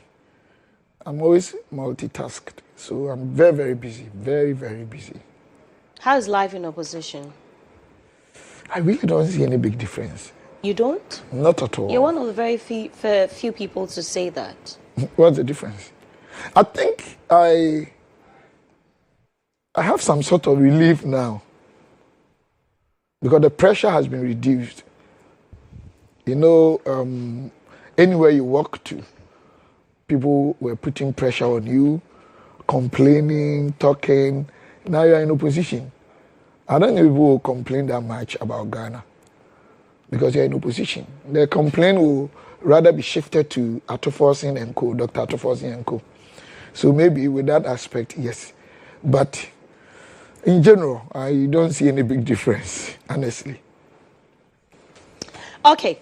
Before we get into the real meat, let me just quickly do these LPMs and get it out of the way. Are you a young entrepreneur, a woman building something remarkable, or running an SME ready to expand across borders? If you are, then this is your moment. Under the patronage of His Excellency John Dramani Mahama, the President of the Republic of Ghana, and in partnership with the Africa Continental Free Trade Area Secretariat, the Africa Prosperity Network presents the Africa Prosperity Dialogues 2026 under the theme Empowering SMEs, Women and Youth in Africa's Single Markets, Innovate, Collaborate and Trade. This all-important African meeting takes place at the Accra International Conference Center from the 4th of February to the 6th of February 2026. The three-day Africa Prosperity Dialogue will be accompanied by the Project Afrique exhibition, and the event will culminate the Africa Prosperity Champions Awards and Gala Dinner at the Kempinski Hotel on 6th February 2026. Network with leading investors, access real funding, and learn how to trade across Africa's market of 1.5 billion consumers. This isn't just another conference, it is your avenue to continental success. Register now at africaprosperitynetwork.com or WhatsApp +233 536 098 325. Africa Prosperity Dialogues, where business and political leaders meet to drive Africa's single market. Are you ready? Well, the heat is rising as Jeanette Services presents the Pepper Soup Festival, which is a one-day explosion of flavor, culture, and music with steaming pepper soup, live performances, DJs, bands, and premium brand experiences. It is happening on the 10th of January, which is tomorrow at the Good Park Accra Mall. The fee is 50 Ghana cedis. You can get your tickets on vtickets.com. DJs on rotation, DJ Sedem and DJ Muno of Star FM. It is hosted by Giovanni Caleb. Signature experiences by Signature by Sharon. And official media partners, GHOne Television. And it is powered by June 30. Come, taste fire. And if you want pure, authentic Ghanaian gold, which is crafted into eternal elegance, you know where to look. The Gold Board Jewelry. They have stores or showrooms located in Accra and Kumasi. In Accra, you can find them at Diamond House, Kimbu Road, Accra, on the Oxford Street in Osu, Otele Avenue, East Legon, Marina Mall, Spintex, Community 11, Tema, and in Kumasi, Ampoma Arcade, and Prempeh International Airport, Kumasi. Dr. Stephen Amwa, you're welcome to the show once again. Thank you. You're now... Okay, go on. Do I say lawyer Serwaa Amihere, or you say, you guys say Esquire or something? You guys say. So like, that's what Ghanaians commonly say. So which one? Or I should call you Serwaa? Let's move on. Whichever way you're comfortable with is fine by me. Yeah? Let's go on, shall we? Okay. So you are, what, a year in your second term of being a member of parliament. How's it Sorry. Thank you. My regards to our viewers and listeners this morning, and I wish every Ghanaian a happy new year, and GHOne a happy new year, and of course one to you. I think we have two extreme ends. Eighth Parliament, you remember what happened? We had this seemingly balanced house.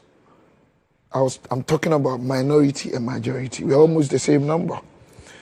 And that really put a lot of legal impediments in the way of the then government, and also gave some sort of extra leverage to the then opposition minority, because most of the time we needed 2/3 to approve a lot of major policies.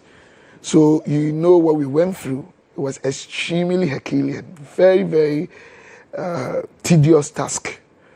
Then we came to ninth Parliament, direct opposite. We have the majority side having the numbers to the extent that they can do anything they want. They may even say they don't need us at all in the house. So you can imagine. So I'm experiencing something which probably I think is not good for Ghana now. Because it's almost like, the only thing is that the NDC guys respectfully are not using guns and anything violent, anything undemocratic, I won't say that.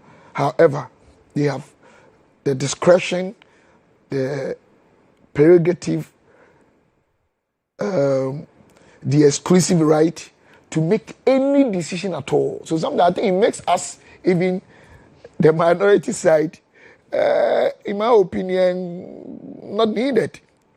However, we are doing our best in terms of advocacy, in terms of debate, and that's why people are saying that it's a mighty minority. I even call us quality mighty minority. So I think it's quite interesting. It's very interesting. Two extreme ends. Very interesting.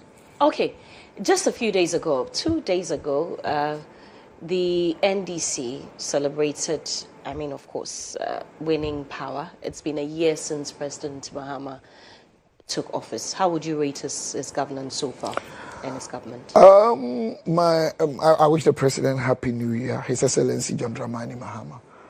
And the NDC, I wish them a Happy New Year as much as I wish my own people, MPP, a Happy New Year. That's my opinion anyway, any honest, God-fearing person who really, really understands the mechanization and the management of our fiscal space or our economy will not or cannot put President Mahama's performance in any appraisal context effectively. I'm saying this because Serwaa, President Mahama has not done anything positive or anything negative.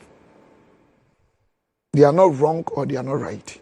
First year of any government in the world, especially the way our constitution is. What has President Mahama done? Well, what do you mean? He's not done anything wrong or right, because every first year is where you manage your configuration and arrangements and alignment of your government. Most of the things they want to do have not even come to Parliament for approval. Their major flagship programs are yet to be felt materially, tangibly. So what it is Samoa, yes, please. The Ghanaians will not necessarily agree with you. That's why let me explain. Many Ghanaians, when I explain, Ghanaians who understand the field that I'm from will know. And that's why I'm saying that I cannot sit here and say that, oh, President Mahama has done so much well, or President Mahama has not done well. But if you're talking about ordinary Ghanaian, in the context you people define, or we all define, I understand, because they feel like, oh, okay, exchange rate is down. Or they feel like, inflation has gone down. 5.4. But what I'm saying is that it's not the doing of the NDC. So let me explain something. So President Mahama does not deserve credit at all for everything we are seeing? You cannot condemn him and you cannot give him credit. For now, this year going, yes. And let me explain to you. When you are dealing with economic development, it's just a process, not event. What we are experiencing today is as a result of third quarter 2024. That's how the economy is. I wish, Serwaa, you could please go for the budget statement that my own brother, Honorable Dr. Atoforsen, I extend my greetings to him this very morning. He presented on the floor. And look at all the economic indicators and parameters and see where we left Ghana, what we handed over to them. Then you understand me. You know, as a result of the global crisis, Ghana at a point, we're having inflationary rate of 54.1. I think you remember, you even brought me here those days. We're having exchange rate escalating in terms of depreciation of our cedi. If at a point we even grew 0.4, 0.5, and the world grew negative 3.3, the world shut down, Ghana shut down, Ghanaians began to really feel the heat. That was the time that Ghanaians were asked to stay home, but they were paid. That was the time that we had revenue deficit or shortfall amounting to about 12 billion. That was the time that private sector sacked over 40,000 people. Everything went so bad, and Ghanaians really suffered. Then we started embarking on recovery and restoration. So by third quarter 2024, our GDP, which was 0.4 or 5, we had been able to restore and grew our economy to, in fact, our even provisional figures, it was about 6.3. But the confirmed one that Dr. Atoforsen presented, it was 5.6, even higher than 2016. Primary balance, in fact, inflation rate had been reduced from 54.1 to 22.9 thereabout. Exchange rate had come down. Everything was doing well. So that downward trend, Serwaa, is what we have been enjoying up to the end of last year. Because that's how the economy is. That you claim that's that you laid. What we left, after solving the problems. And Ghana, let me tell you this. A lot of people do not know this. We have two main types of market economy in the world. We have the defensive sector and aggressive sector. Largely, predominantly, or profoundly, or remarkably, Ghana's market economy is of the defensive type. So when I say defensive type, what it means is that we call something systematic risk index. It's an indicator to determine whether your market is aggressive or defensive.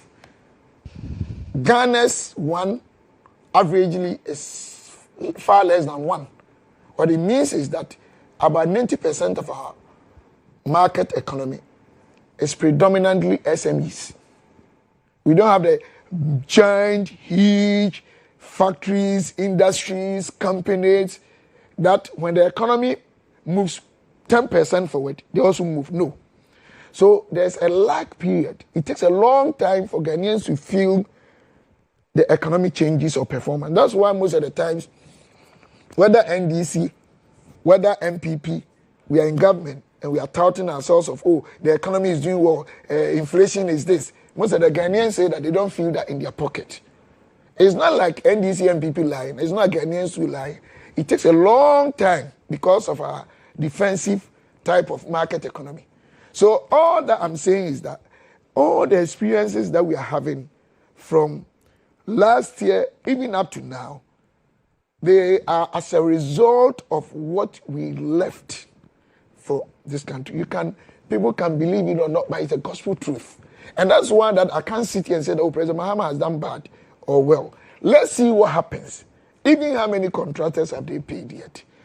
Big push. Where have they gotten to with it? 24-hour economy. Where have they gotten to with it? They should be able to ask them on the floor of the parliament that they should be able to tell us the percentage of their contribution to the GDP growth. Okay, And they could but not. you talk about... I don't know if you understand my point. You talk about the foundation that you laid. I just told you, I mean, you know that inflation has dropped to 5.4. But inflation was coming down, you know that. I mean, you say that it had moved from 54.1 to about 22.9. But of course, I mean, exactly. when you were doing your groundwork or the foundation that you said you laid, did you foresee that it was going to drop this low? Yeah, because it was coming. The city was going to appreciate this much? But let me tell you. Did you know? Yes. So let me explain why. You did? Yes. So let me explain why. Quickly, please. First one, if something dropped from 54.1 to 22.9, are you surprised that that drop has gotten to this? Two, when it comes to currency, let's not lie to ourselves. Look, the major independent variables, I mean factors, that deals with the dependent variable, which is currency. Let me explain to you, Serwaa, today. One, it depends on demand and supply. And when you have enough from the supply's end, you begin to bring down price.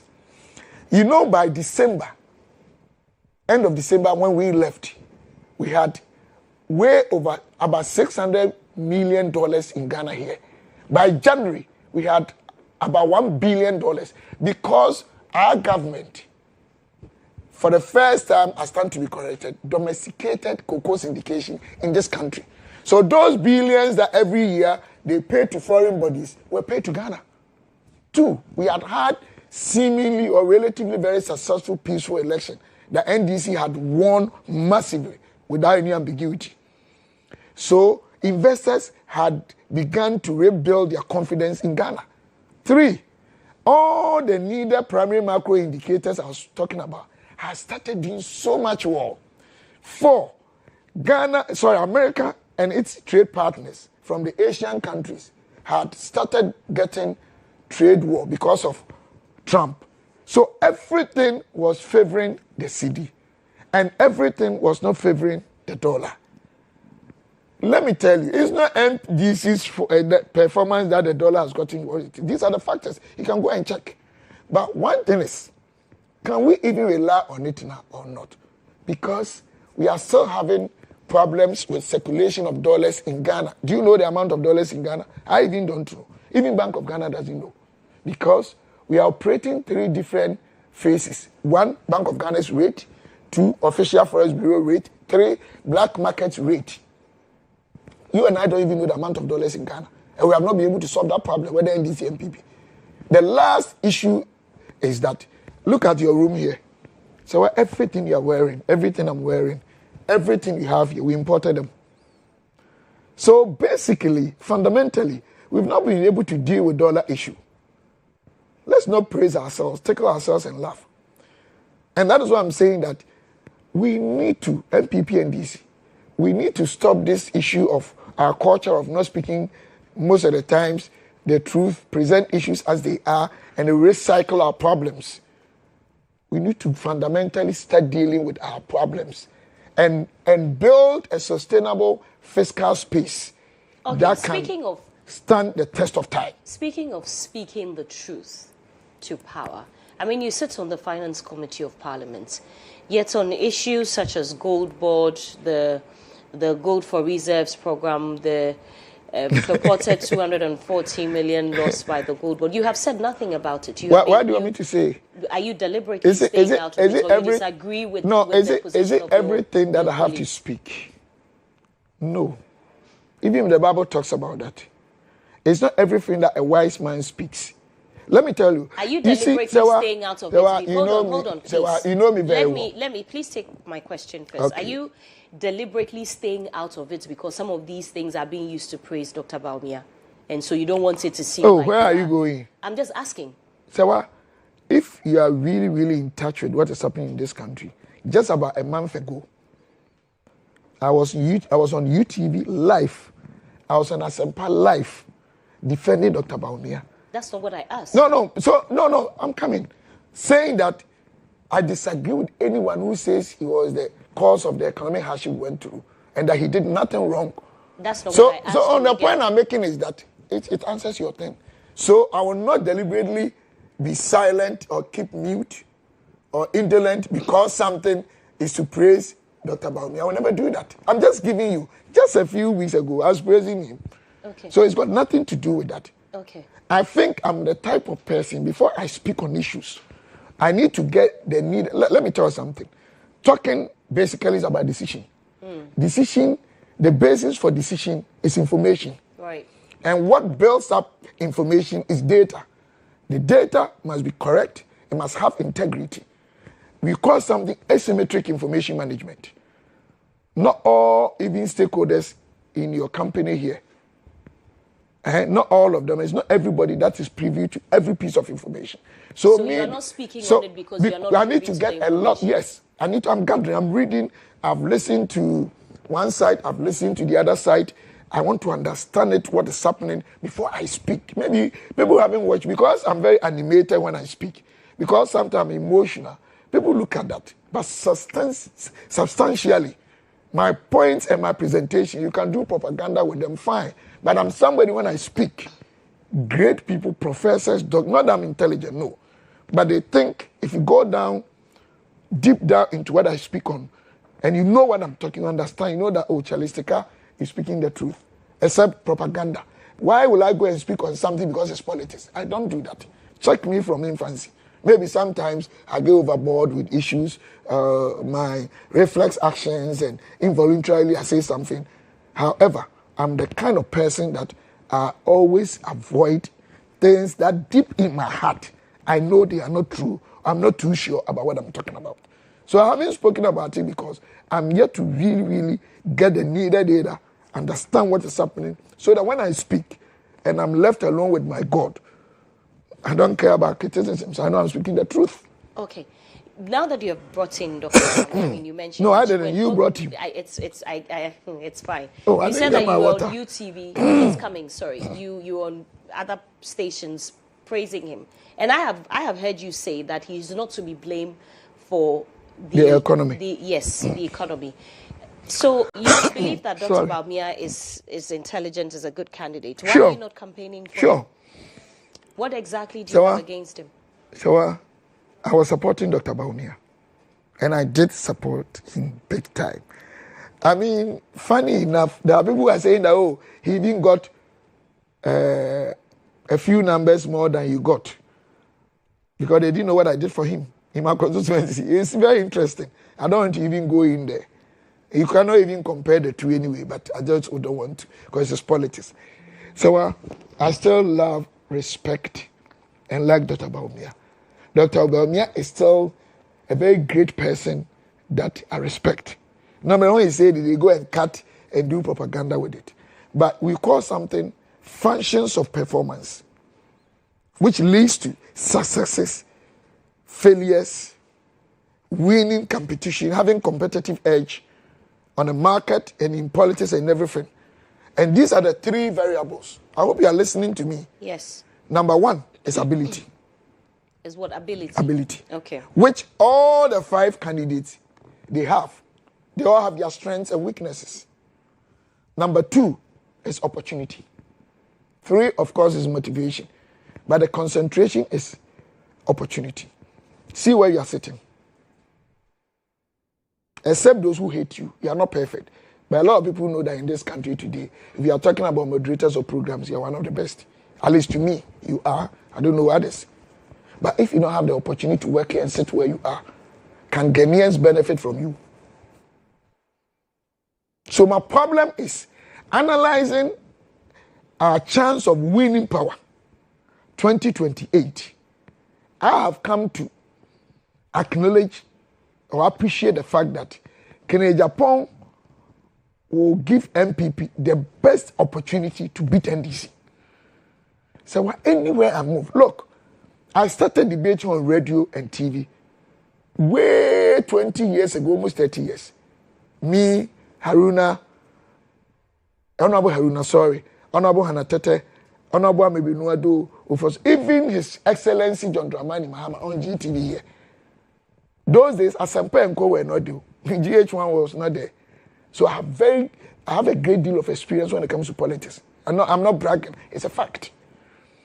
And because I've that been experience when you were campaigning for him post 2024, you didn't know that you. I'm coming, please. Come on, Dan. Before, yeah. Well, I'm coming. So people really know me. I'm not bragging. So what's your point? So my point is that anywhere I go, people will be sometimes in traffic. People in the road now, sticker. If people don't bring Kennedy, you go to the market. If you don't bring Kennedy, the public. Which public? What is public? Well, how many public do you have? You can't public. What's the meaning of public? So people randomly. No, what's the meaning? Tell me what's the meaning of public? People randomly stop. No, tell me what's the meaning of public in Ghana here. You understand. What is the meaning of public? Don't let me think you're taking prejudicial position. Go if you say which public, what's the meaning of? So what section? No, go ahead. What section of the public are you talking about? So I'm saying that traffic, marketplaces, you go to the airport, anywhere, people are saying it. But you are a data-driven person. What does the data say? What is data? But this is data. You can do, look, one of the methods in doing research is observation. Don't make mistakes. Have you seen the Global Info Analytics poll? Then what? But look, I'll come to that. So what the discussion, you need to let me get quite conclusive before you come. Other than that, you and I, you are doing a great job, but we will not let our listeners know. Because once I don't finish one, ask another one. How can I make sense? So you say people meet you in traffic in town. So almost everyone is talking about Kennedy. Whether by grace or by divinity, I don't know. But it's a fact. At least to me, it's a fact. And that worked on my decision-making processes. By dynamics, it's about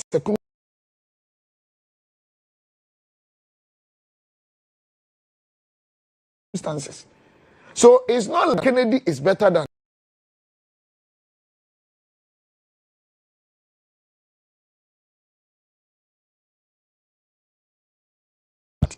But I will not depend on my personal interest and love and sacrifice my party and Ghana.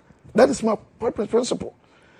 What I'm saying is that my decision to leave and join Kennedy Japan is actually built on the fact that a lot of Ghanaians, according to me and what I've observed, prefer Kennedy 2028.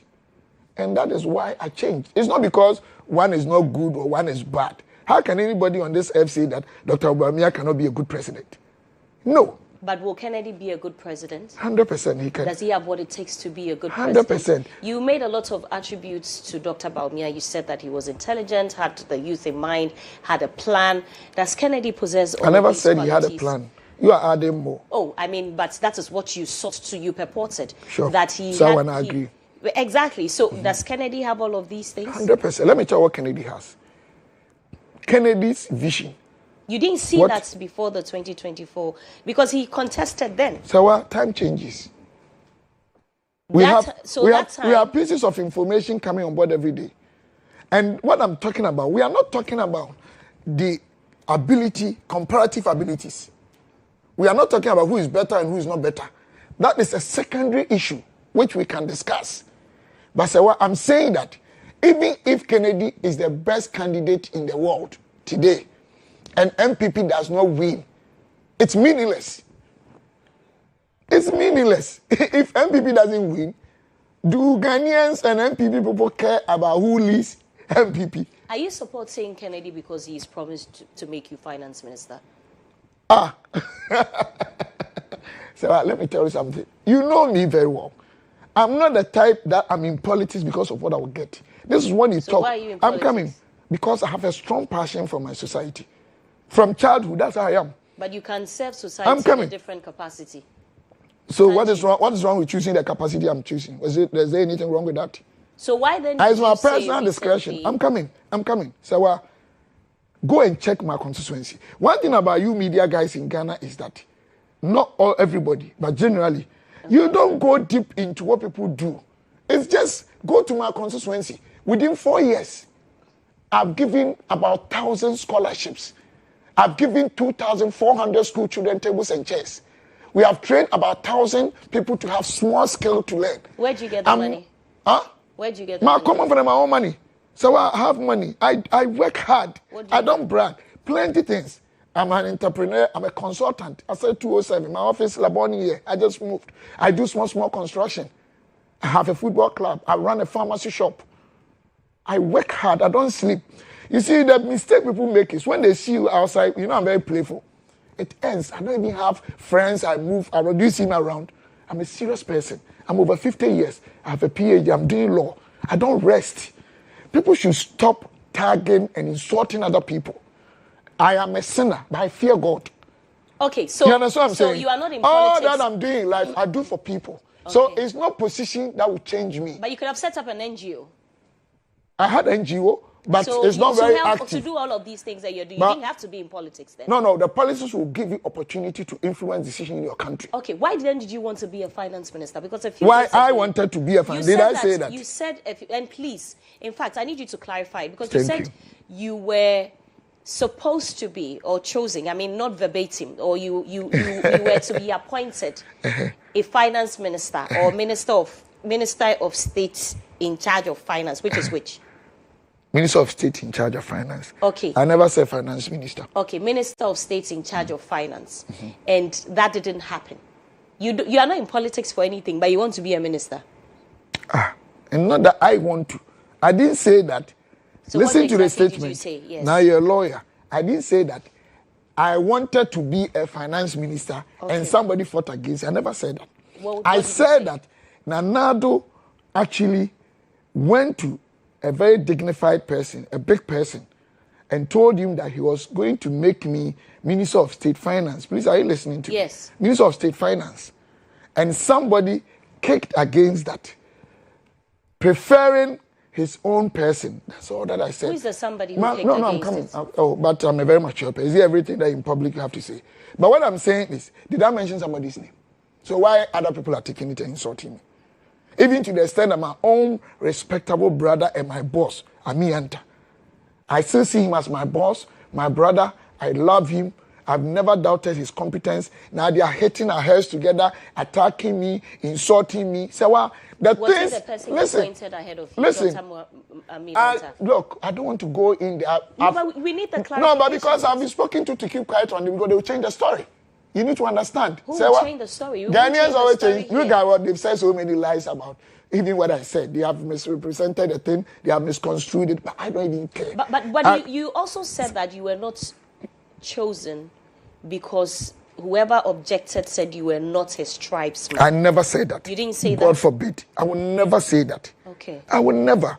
You see, do you know why God curses people? I didn't know that God curses people. Yes. No, God allows curses of people. Why? Because, no, you are cursed based on, they say, as I'm here, I'll be cursed or blessed if I indeed said what you said. I'm asking for clarification. Because, did you say? And I've told you, I never said that. Okay. But who was the person who objected to you? Don't even worry yourself. You won't say it. Because I'm very matured. Okay. And I've been advised to keep quiet. Okay. I'm a human being. Even take it like, even if that had been even a statement that, even though it was true, 100% true, I shouldn't have said it probably where I said it. Do I have to be insulted the way people are insulting me? Do they want to unite MPP? Having people said more serious, expressly things that are even very tribal, insulting people. What haven't they said about Kenya Japan?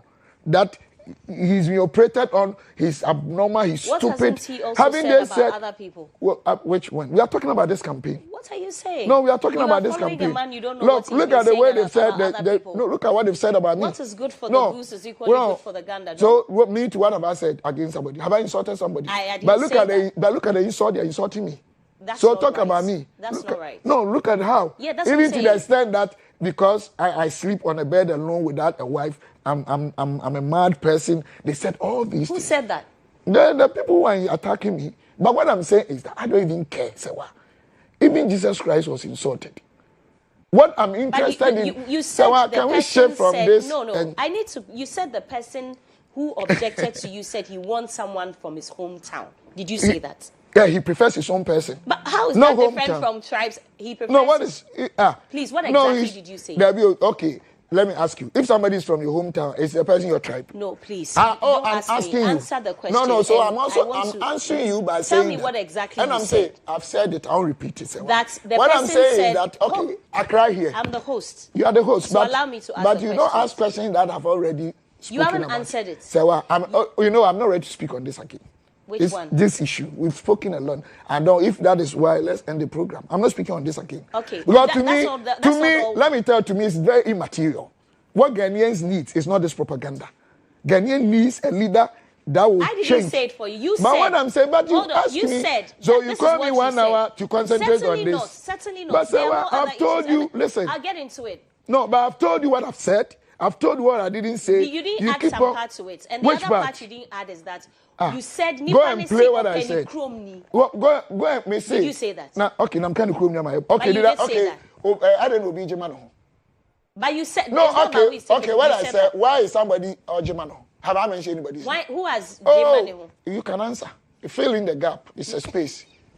Fill in the gap. You see, Serwaa, let me tell you something. Hold on, let me take a quick break. I'll be back shortly. This is GH Today.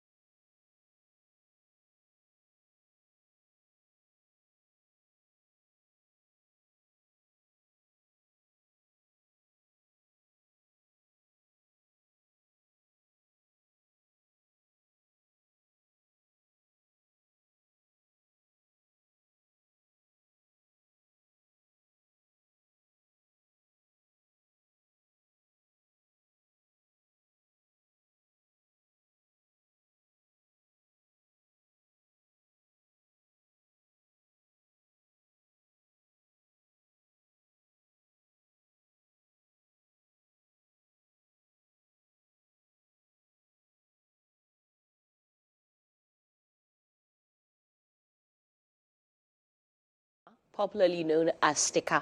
He's the Sticker. Right. Okay, not Sticker, it's Sticker. Okay, thank you. He's the Honourable Member of Parliament for the good people of Inshire. So he's a former Deputy Finance Minister, former Deputy Trade Minister. We've been talking about his campaign team. I mean, we all know that he switched from the Baumia camp to the Ken camp. And he made a few statements a couple of days ago, which we're interrogating. And let's just quickly wrap up on that. So you say you don't want to speak on that. No, I'm done with it. Okay. Well, yes. All that you are saying about actually doesn't represent what I said. Okay. Yesterday, Dr. Gideon Boakun was here. And he said that on this claim that you were considered or you were being considered to be Minister of State in charge of Finance, it's not true. You were never seriously considered. Okay, I hear. So he's the appointing person. Was he the one appointing me? No, I'm asking you. So in his capacity as what? You see, Serwaa, okay. I always say this. I'm a sinner. But let's discharge our stewardship with some element of fear of God. We should stop doing these things. Why does my own brother, Dr. Gideon Boakun, come and sit here and say that what I'm saying is not true? Gideon has been like my brother for so many years, about 20 years. Maybe these days we don't really move together. But he was like my brother. And he's still my brother. Gideon knows that when it comes to speaking the truth, I'm not perfect, but he knows me. I leave him and his statement for God to judge. Simple. I'm not going to bant. In any case, I'm not the one contesting Dr. Baumia. Where is their concentration about me? If they are being very smart, a few weeks to election, it's Dr. Sevinamwa that you are concentrating on. It shows that they are losing the elections. He says you are tribalistic. Me? Yes or no? How can I say? How can I do that? Listen, let me tell you today. I don't even believe in tribe. In our genes and in our blood. Are you tribalistic? I'm answering you. In our genes and our blood, I did evolution, ecology in biology. I've learned about it. In our genes and our blood and our chromosomes, there's nothing like tribe. It's just as a result of evolution. When people live in one area for a long time, we call something adaptational tendencies. Climate, the food you eat, you behave the same way. So I don't believe even in tribe. I don't believe in tribe. Not at all. But I believe in analyzing dynamics of developing political strategy as a result of geographical voting. You understand what I'm saying? So these things, why are you so happy laughing? So you are not tribalistic. I don't even believe in that.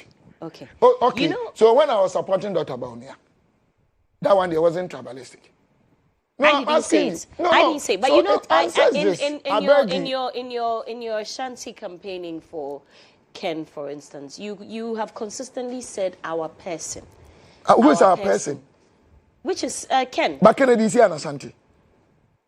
So if you say Ashanti, I don't even believe in tribe, but those who were properly, maybe say, I can be identified with Ashanti region. You talk about Kennedy, what's his name? Cabinet Japan, Dr. Educhu. I hope you understand what I'm saying. Mm-hmm. Kennedy is from Central Region. So you see, all the issues they are raising, any honest person will see that they are not truthful. They are so dishonest and insincere. And they are just being deceptive. Say, our person. Oh my God. Why are we reducing this whole thing to this level? So after this, do they want us to get together? You insult me, you attack me, you say all manner of things about me, and when you finish... But Dr. Gideon Boakun makes reference to some time when both of you were campaigning for, or when he was campaigning for... God is my witness. Gideon should be careful with God. He cannot do this to me. I don't care about what he's doing, but I care about his own life. Because... What about his Because there is God. Don't make mistake. Anything the Bible says that your opponents have always said that you hide behind the Bible says there is God to run away from some of these things. Serwaa, I told you, that I'm a sinner, but I believe strongly in God, and he's my brother. The Bible says that whatever you say, you'll be judged. Gideon contested 2 people. They were not even my friends. Gideon was my friend that were moving up and down. Did you campaign for him? He was my brother. He knows this. Gideon should provide one evidence that I campaign against him. Because of today's politics, you are lying. Look, do you know one guy called former Mensah North MP? You know him? Amankwa. Honorable Amankwa, sometimes Amankwa, chief. He lost his seat to the current Mensah. Ask him. Himself, Collins Amankwa. You know Collins Amankwa? Yes. Ask him. He, Gideon, myself, those, we're good friends. Gideon is not just an ordinary person in my life. He's my brother. Even today, it doesn't matter what he's doing to me. He said you refuse to support him because Gideon. He's not. Yes, that is what he said here. But Gideon is because he's not an Ashanti. Is Gideon an Ashanti? Ahafo. Gideon is an Ashanti. Well, that's what he said. But he's Ashanti. Ahafo was only demarcated from Ashanti region. Gideon's father, I think if I'm right, may come from Ashanti. But you know what he's talking about. That's not you are trying to but all that I'm give saying, it okay, all that I'm saying, you're not convinced. Let's leave it for God. I supported Gideon. I didn't say that I'm not convinced. So I'm saying that Gideon, sorry, my voice is worrying me. So I have to scream, sorry. Gideon was my brother. Gideon. Did you support him? You asked me a question. This one you said, I've said more than 5 times I supported him. Did you keep on asking. But he said otherwise. Okay. So that's why God will judge the 2 of us. Or you don't get what I'm saying. Who can hide behind God and say or do something and go scot-free? Okay. God is not man. Let's talk about your candidates now. Why? But respectfully, if you ask me a question, let me answer. But you said but you asked me. I said I supported you. Asked me like more than 5-7 times. If you don't trust me, you don't bring me here. I don't trust anybody. I'm not here. But you are not here because I trust you. Either you take it or no, but you don't keep on repeating the same question as if I'm lying to you. No. And let me answer. Let me answer critics and you and everybody. If I hide behind God, am I your critic? No. Those who are using you as a conduit to criticize me. What I'm saying is that yes. I'm asking the questions on the minds of of the public. Okay, you. The same public who come to you that yes, you should. And they are all my friends, my brothers. Me, I love everyone. But so I want to clear this today. God is not man. God is not man. If you hide and do anything, God sees. Okay. So if I'm hiding behind God and I'm not saying I'm perfect too, and lying, doing evil stuff, God will deal with me. So they should forget and leave me. But if they are also lying, the repercussion will be there. All of us. Nobody can run away from God's judgment or wrath. So they should leave me to suffer God's consequence. Okay. The Global Info Analytics poll says 73% of NPP supporters prefer Dr. Bawumia over Ken. That is data, something that you love so much. Mm-hmm. Why do you think Ken will win? Oh, he has won. Not that he will win. Ken has won this election. You mark it here. He's won. Let me tell you. So the data doesn't matter. I respect Mr. Musa Dankwa. He's a doctor, right? Or Mr. Musa Dankwa. I respect him. I respect his work. He's a great person. Where I have a little bit concern is the sample size he used. He himself stated. His sample size, if I heard him right, is less than 4,000. We are dealing with a population size for this vote, electoral college size of about 211,000 voters. The standard sample size you need, in my opinion, I stand to be corrected, should be between 8% and 10%. 3,000 or 4,000, it's not even 4,000. Over 3,000 sample size does not even qualify for standard sample size for research and for such determinations. But that's the same sample size used for the general elections.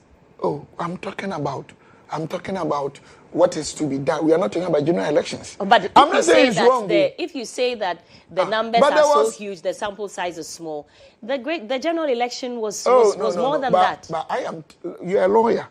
And you know, once you're a lawyer, we have certain best practices in discharging your adjudication or whatever processes or whatever you want to do. What's your point? The point I'm making is that when it comes to research, we've all done research before. I'm still even doing it. Now I've been doing research for one of the international bodies in Ghana here, and I'm doing it.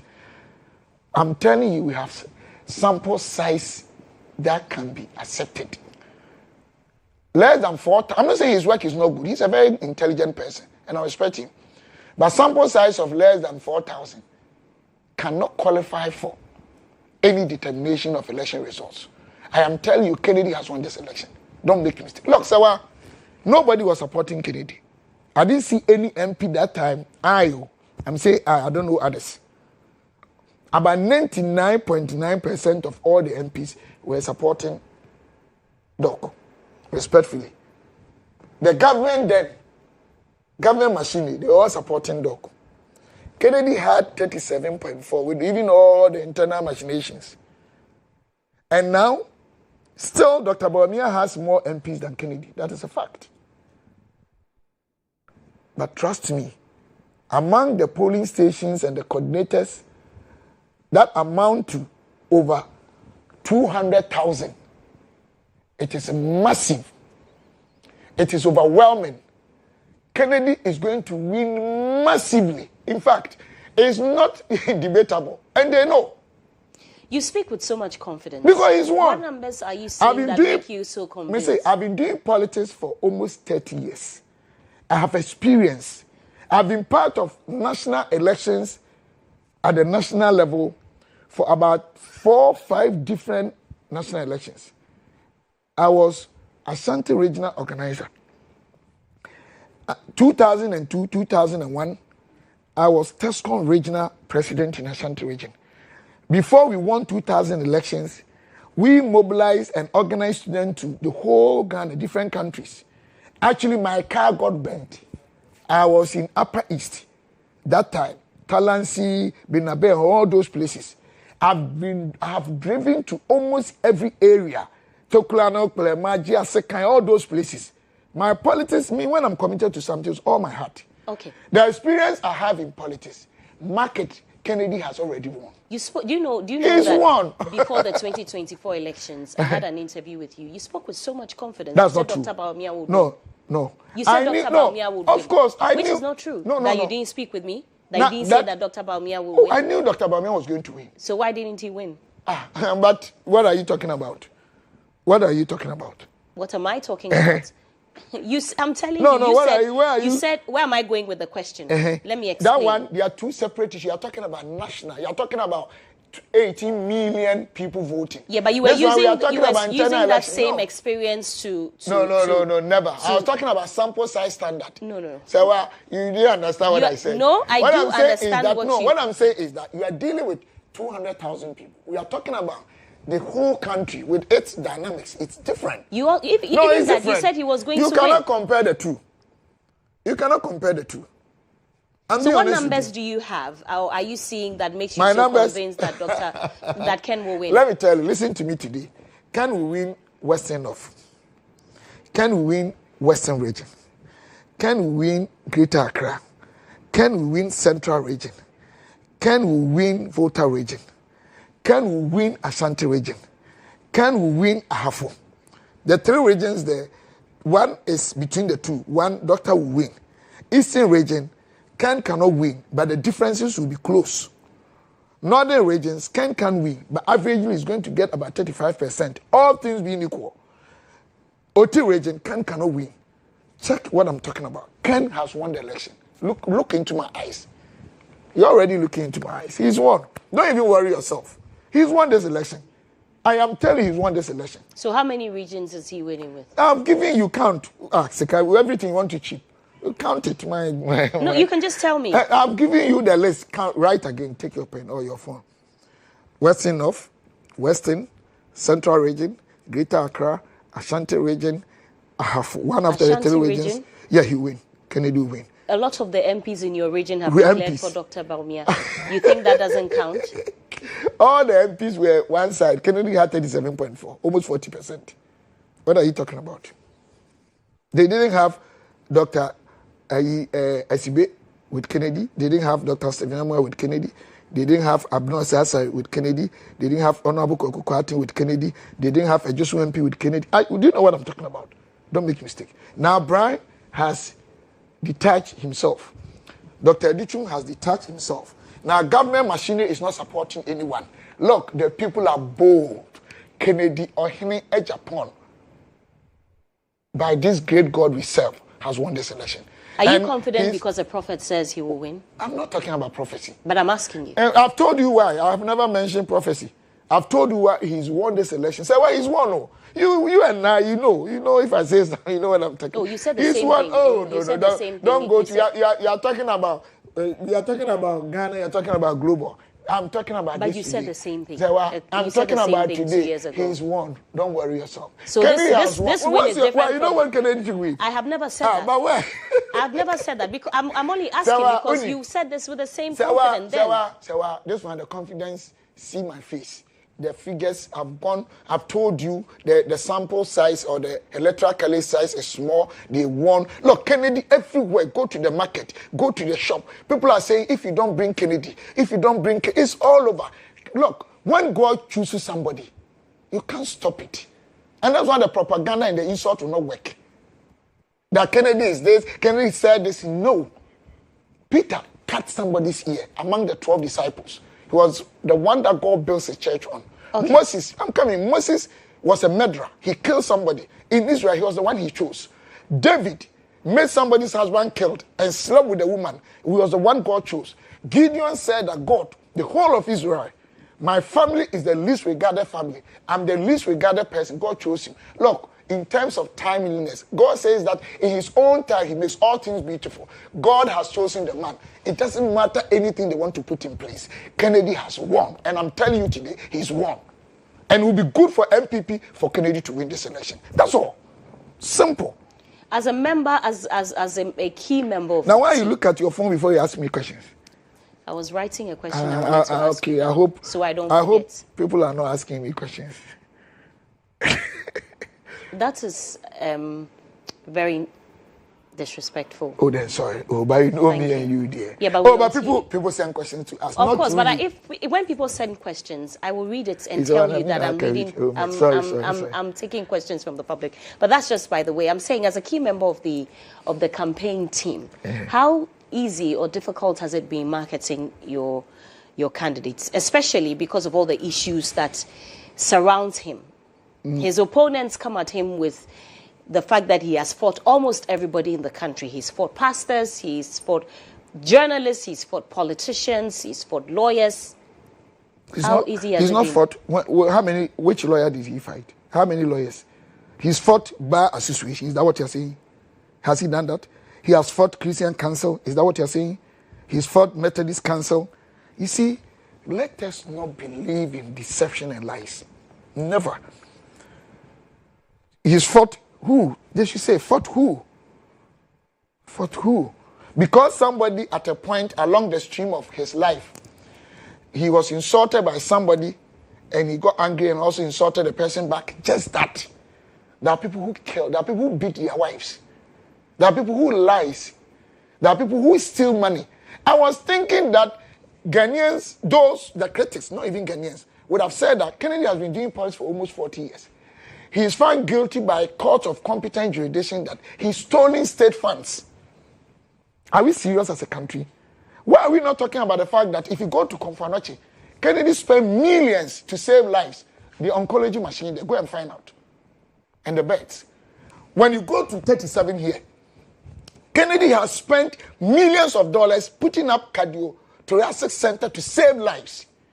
When you go to Tamale Teaching Hospital, Kennedy spent huge sums of Ghana cedis saving lives in the hospital.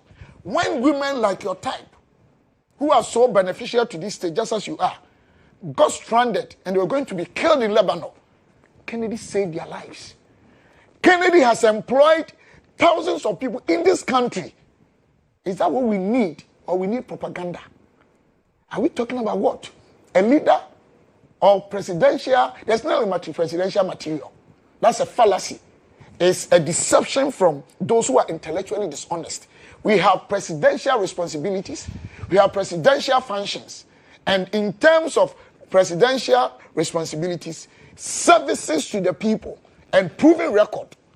Proven record because we need jobs. Only 10% out of 169,000 graduates, tertiary level, get job to do within that short-term regular period.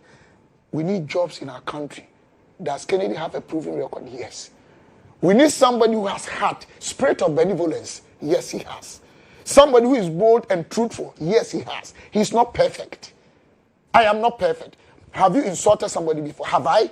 Or when you kind of rebut somebody's statement, actions, commissions, and omission, or whatever towards you in closed doors, that one you haven't committed sin. What are we talking about? I've stated what Kennedy has done in this country to save lives, done for people. Do we need those things or we don't? If you have a small village and somebody has been saving lives in this village, building hospitals, building schools, saving lives, fighting for the poor, but somebody insulted him and he insulted back, and we have another rich person or other rich people who do not necessarily do the same, which one will you prefer to lead you? There's nothing like presidential material. When God chooses you, it's finished, finito. Peter cut somebody's ear, I repeat it. There were 12 disciples. God said, you are the rock on which I build my church. Okay. So you believe that God has chosen Ken? 100%. For what he's done for Ghana and what he continues doing, I'm not saying he's perfect. Did God just choose him now? He didn't choose him before the 2024? But in his own time, he makes all things beautiful. Okay. God says that he has plans in an appointed time. It will happen. Thank you. Okay. Atachian says that we cannot afford to have a president who uses the F word. Where did he use it? Where did he international meetings. You know, don't bring Atachian. He's my brother, my boss. But that's what he said. He's somebody who has been encouraging me in Parliament. But that's what he said. Oh, it is his statement. Kennedy, has he slapped somebody before? You have never heard your candidate use the F word? Me, I've never. Check it. I should check what? We have AI. Listen, they have AI. Now they are doing a whole lot of negative things about Kennedy. They do that to me as well. They change what you say. They've used AI to change what you say. Let me ask you. Even if Kennedy used F word. Have they used AI to change what you said? Oh, plenty times. When? And look, when? Let me go back to this question. Mine is not important. Let me tell you something. So they use AI to say that Kennedy is using the F word? Can I come in? Even if Kennedy ever used that word, and Kennedy has saved lives. Kennedy has built hospitals. Kennedy has brought Ghanaians who are going to be killed. Which hospitals has he built? Go to 37. Cardiothoracic Center. It's there. Go there right now. Millions of dollars. Okay. Kennedy saved lives in Tamale. Saved lives in Ashanti region, Brownhaven, and all those places. Because Uncle Machine is the only place they have. Kennedy has created jobs for, multiple hundred thousands. I'm not saying 100,000, but plenty young ones, women, go around. I'll send you to his factories. He's putting up a steel factory. He's already, when I said somebody will argue, it has to take GHOne to build station because electricity corporation, they have their capacity. The factory direct staff or employment, is it direct employment or whatever, will be 1,000 at a good 1,000. Are you by this suggesting that anyone who has money, who has provided jobs, who has saved lives, should or can be president? Can be. I'm not saying should. Okay. But can be, because there's a proven record. If Ghana, what we need, it's the ability to connect our raw materials to secondary value. Ghana, that is if you take corruption, our mindset revolution we need to do. The next thing is, how can all the cassava, how can all the mangoes, how can all the oranges, how can all these raw materials, our precious minerals, be converted from their raw stage to the final stage to add value and to build sustainable, independent economy. It takes somebody who has experience in those areas. So once you have experience, look, what did God say, Jesus Christ or God say about the talent? I give you 5. What have you done? God, I hate them. I didn't do anything with them. And they'll say, oh, God took it and gave it to somebody who has a proven record. Kennedy has a proven record, even when he's not president. Do you know the number of billionaires in the world that today they are connected with Kennedy, that as soon as he becomes president, all these huge, wide range of commercial viable raw materials, natural resources that are lying there, unproductive. We are going to convert most of them and create the needed jobs, expand value chains, people will get jobs to do. Have you realized that? So who told you that Kennedy cannot? They all have their strength. But Kennedy's strength is needed today. Okay. Today. Jobs. Speaking of jobs, the campaign manager for Dr. Bawumia, Frederick Opari, says that the 7,000 job creation claimed by Kennedy Japan is an audio job. They are audio jobs, because if they were, would have seen videos, documentaries by now, because the cold store, for instance, in Tema is now a warehouse. But madam, every constituency we go, we show to them, ask them. About 90% of all the constituencies, we show the they are there, they see it. In any case, you show them what? The documentary. We have it. Documentary of all his jobs. You show, so it's answering. Maybe he doesn't want to see it, but then ask him, how many jobs has Dr. Bawumia created? How many jobs? No, how many jobs? But how many jobs did how many jobs? Dr. Bawumia was a vice president. I agree. How many jobs did Nanado create? No. We are not talking about. Don't bring Nanado. So you see, they say this. In fact, how many jobs did your party create? No, please. I'm not in to defend my party today. I'm not talking about that. I've been defending my party even yesterday everywhere. I want to concentrate on this. You can't come and put me on the spot here and say how many jobs I will not even answer you. But what I'm saying is that why should my brother Opariansa say this? If not at all, Kennedy has created jobs more than the other four. And it's a fact. He started from 92. He's worked on the street, built his career, entrepreneurship, through Germany, America, back to Ghana. People know what he's done. He's employed me before. 2009, when the NDC sacked me from National Health Insurance, I didn't go to Kennedy. He met me in Parliament. And he's like, oh, Accra winning more power. That time I had returned from UK. And I had done strategic financial management. So he put me there. He has employed Honorable Titus Grover before. He's employed a lot of people before. So this issue about he's done or he's not done, to me, I will never go anywhere and say something bad about Dr. Bawumia. Okay. I'm a human being. I can make a mistake. If I've ever done that, they should forgive me. Because I respect him. I respect Brian Champon, Dr. Brian Champon. I respect Dr. Edichim. I respect Cabinet Japan. Probably if he had been my only vote to decide who will lead this country, probably my decision would not be what I have taken now. Okay. But I'm thinking about the bigger picture of MPP, bigger picture of Ghana. Okay. And Kennedy has the highest likelihood in terms of our chance of winning power 2028. And that is why I support him, because power first. Okay. If Ken loses, are you afraid for your political future? Me? Oh, I'm in politics not for my gains. God knows my heart. I'm a human being. I'm not saying I don't have interest at all. I'm in politics because I want to save people. So you have interest? Oh, but in life, at least interest of keeping my health, I have it. Interest of living a healthy life, living long. You're in politics for the interest of keeping. No, you're not getting what I'm saying. I'm in politics because I want to save Ghana. I want to save society. You want to save Ghana from what? From where we are. You think Ghana, we are okay? A lot of people on the street. So you'd want to be president one day? Look, Serwaa, a lot of people on the street. Would you want to be president one day? Let me end this statement. A lot of people on the street. See them. I went to East Legon. I hadn't been there for a long time. And I became so emotional. I ran ANC more. Serwaa, where is our country getting to? And I'm not blaming one party or one person. It's a national issue. You see a lot of young people all over. Banking. When you say you run ANC more, you run it as what? You say around. You say around. Around, oh, okay. Hey. No, that's why I'm asking for clarification. You are right. Anyway, okay. If not, they will go and say Sticker said. You are right.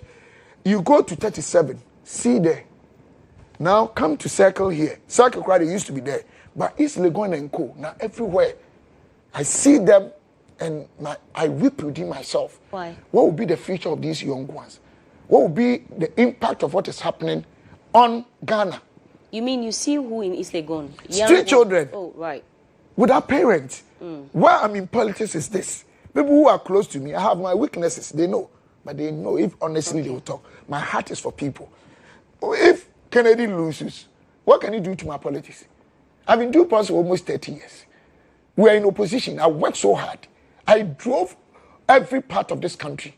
They know this. Most of them know. Okay. We are in opposition. Did I die? If it would take politics or political appointment to make me what I am, so I have failed in life. I failed my parents, failed my God, I failed myself. I work hard for my life. But has Ken if you go to my palm plantation, you get lost. Go to Nkawanda. Okay. I do big time farming. Go to Mampong. Go and see my mechanized machines there. I work so hard. I've shown you the place. So my life does not depend on political appointment. Okay.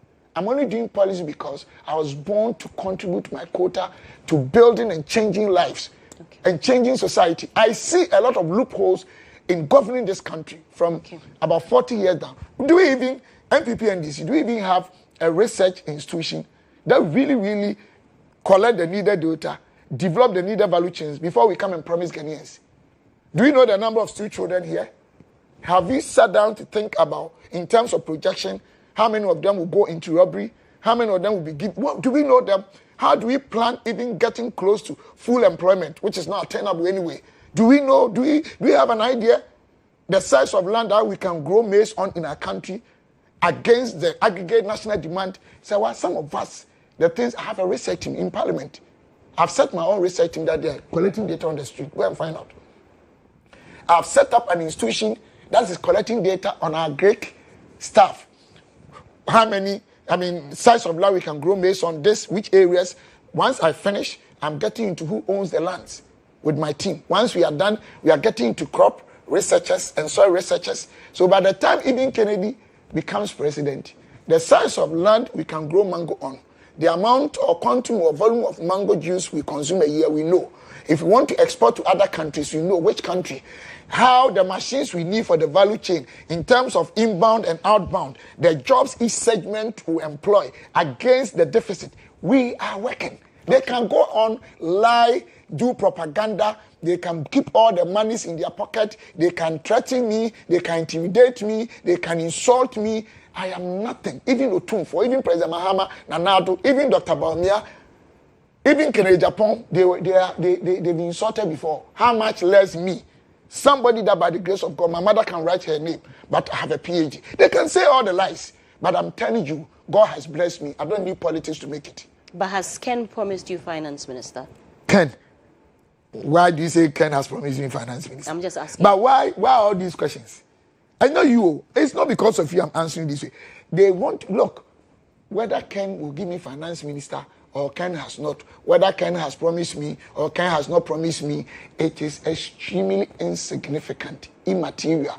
What is very material to me, what makes sense to me, NPP's chance of winning 2028, what makes sense to me, Kennedy Japan has a proven record of serving this country. Okay. What makes sense to me is that his angle, what he's bringing on board is job creation, and we need most in our country. What makes sense to me is that I've gotten close to Kennedy Japan and I know what he's made of.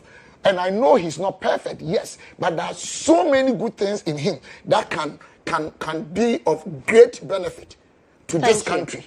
Thank you very much. It's a big pleasure. Thank you very much. But before you go, what do you say to members of your party who, fear that this internal fight between, you guys could affect the party beyond January 31?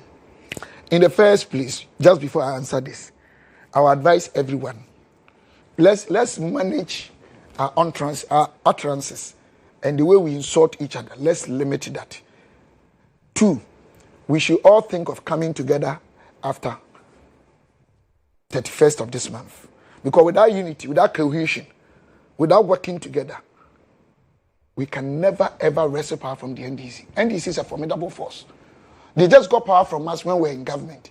So we should sit down and analyze how cumbersome, how tedious the task of getting power from them will be. Without unity, we cannot make it. It doesn't matter our differences. 31st, we should come together. However, let us not tarnish the reputation of other stakeholders to the extent that they wouldn't get the maximum motivation to come on board for us to get the unity we want. But I'm just begging everyone. If I've ever said something, if I've ever done something, if I've positioned myself in a way that has made somebody even angry or misconstrued, of course, I'm a human being. I'm very sorry. But I don't think I've done that anyway, except that I'm a human being. I have to show that humility for the sake of cohesion and unity. We have no other option than coming together, unless we don't want power. Right. So I'm telling everyone to really eschew any form of dysfunctional behaviors that will antagonize us, that will create the antagonism and destroy the fraternity, the very party that we want. As I used to say jovially, that the higgledy-piggledy mambo-jumbo stuff, we should all stop and make sure that we don't engage in things that will let our exercise and effort be in flossinocini hilipilification. That's what I want to say. Thank you very much. It's a big pleasure. Dr. Stephen. But why are you always laughing?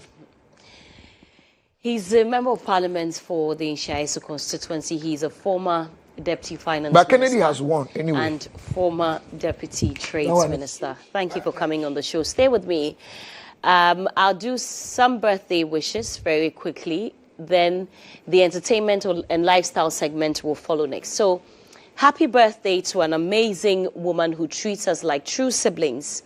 Your care, love, and support mean more to us than words can say. You have a beautiful heart, and the kindness you show never goes unnoticed.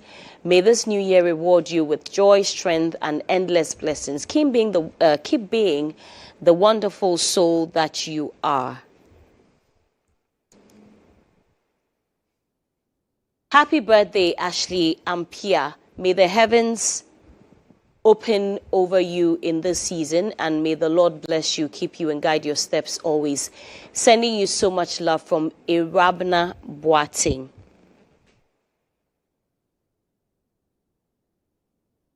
Happy birthday to a birthday wish. Okay, sure, give it to me.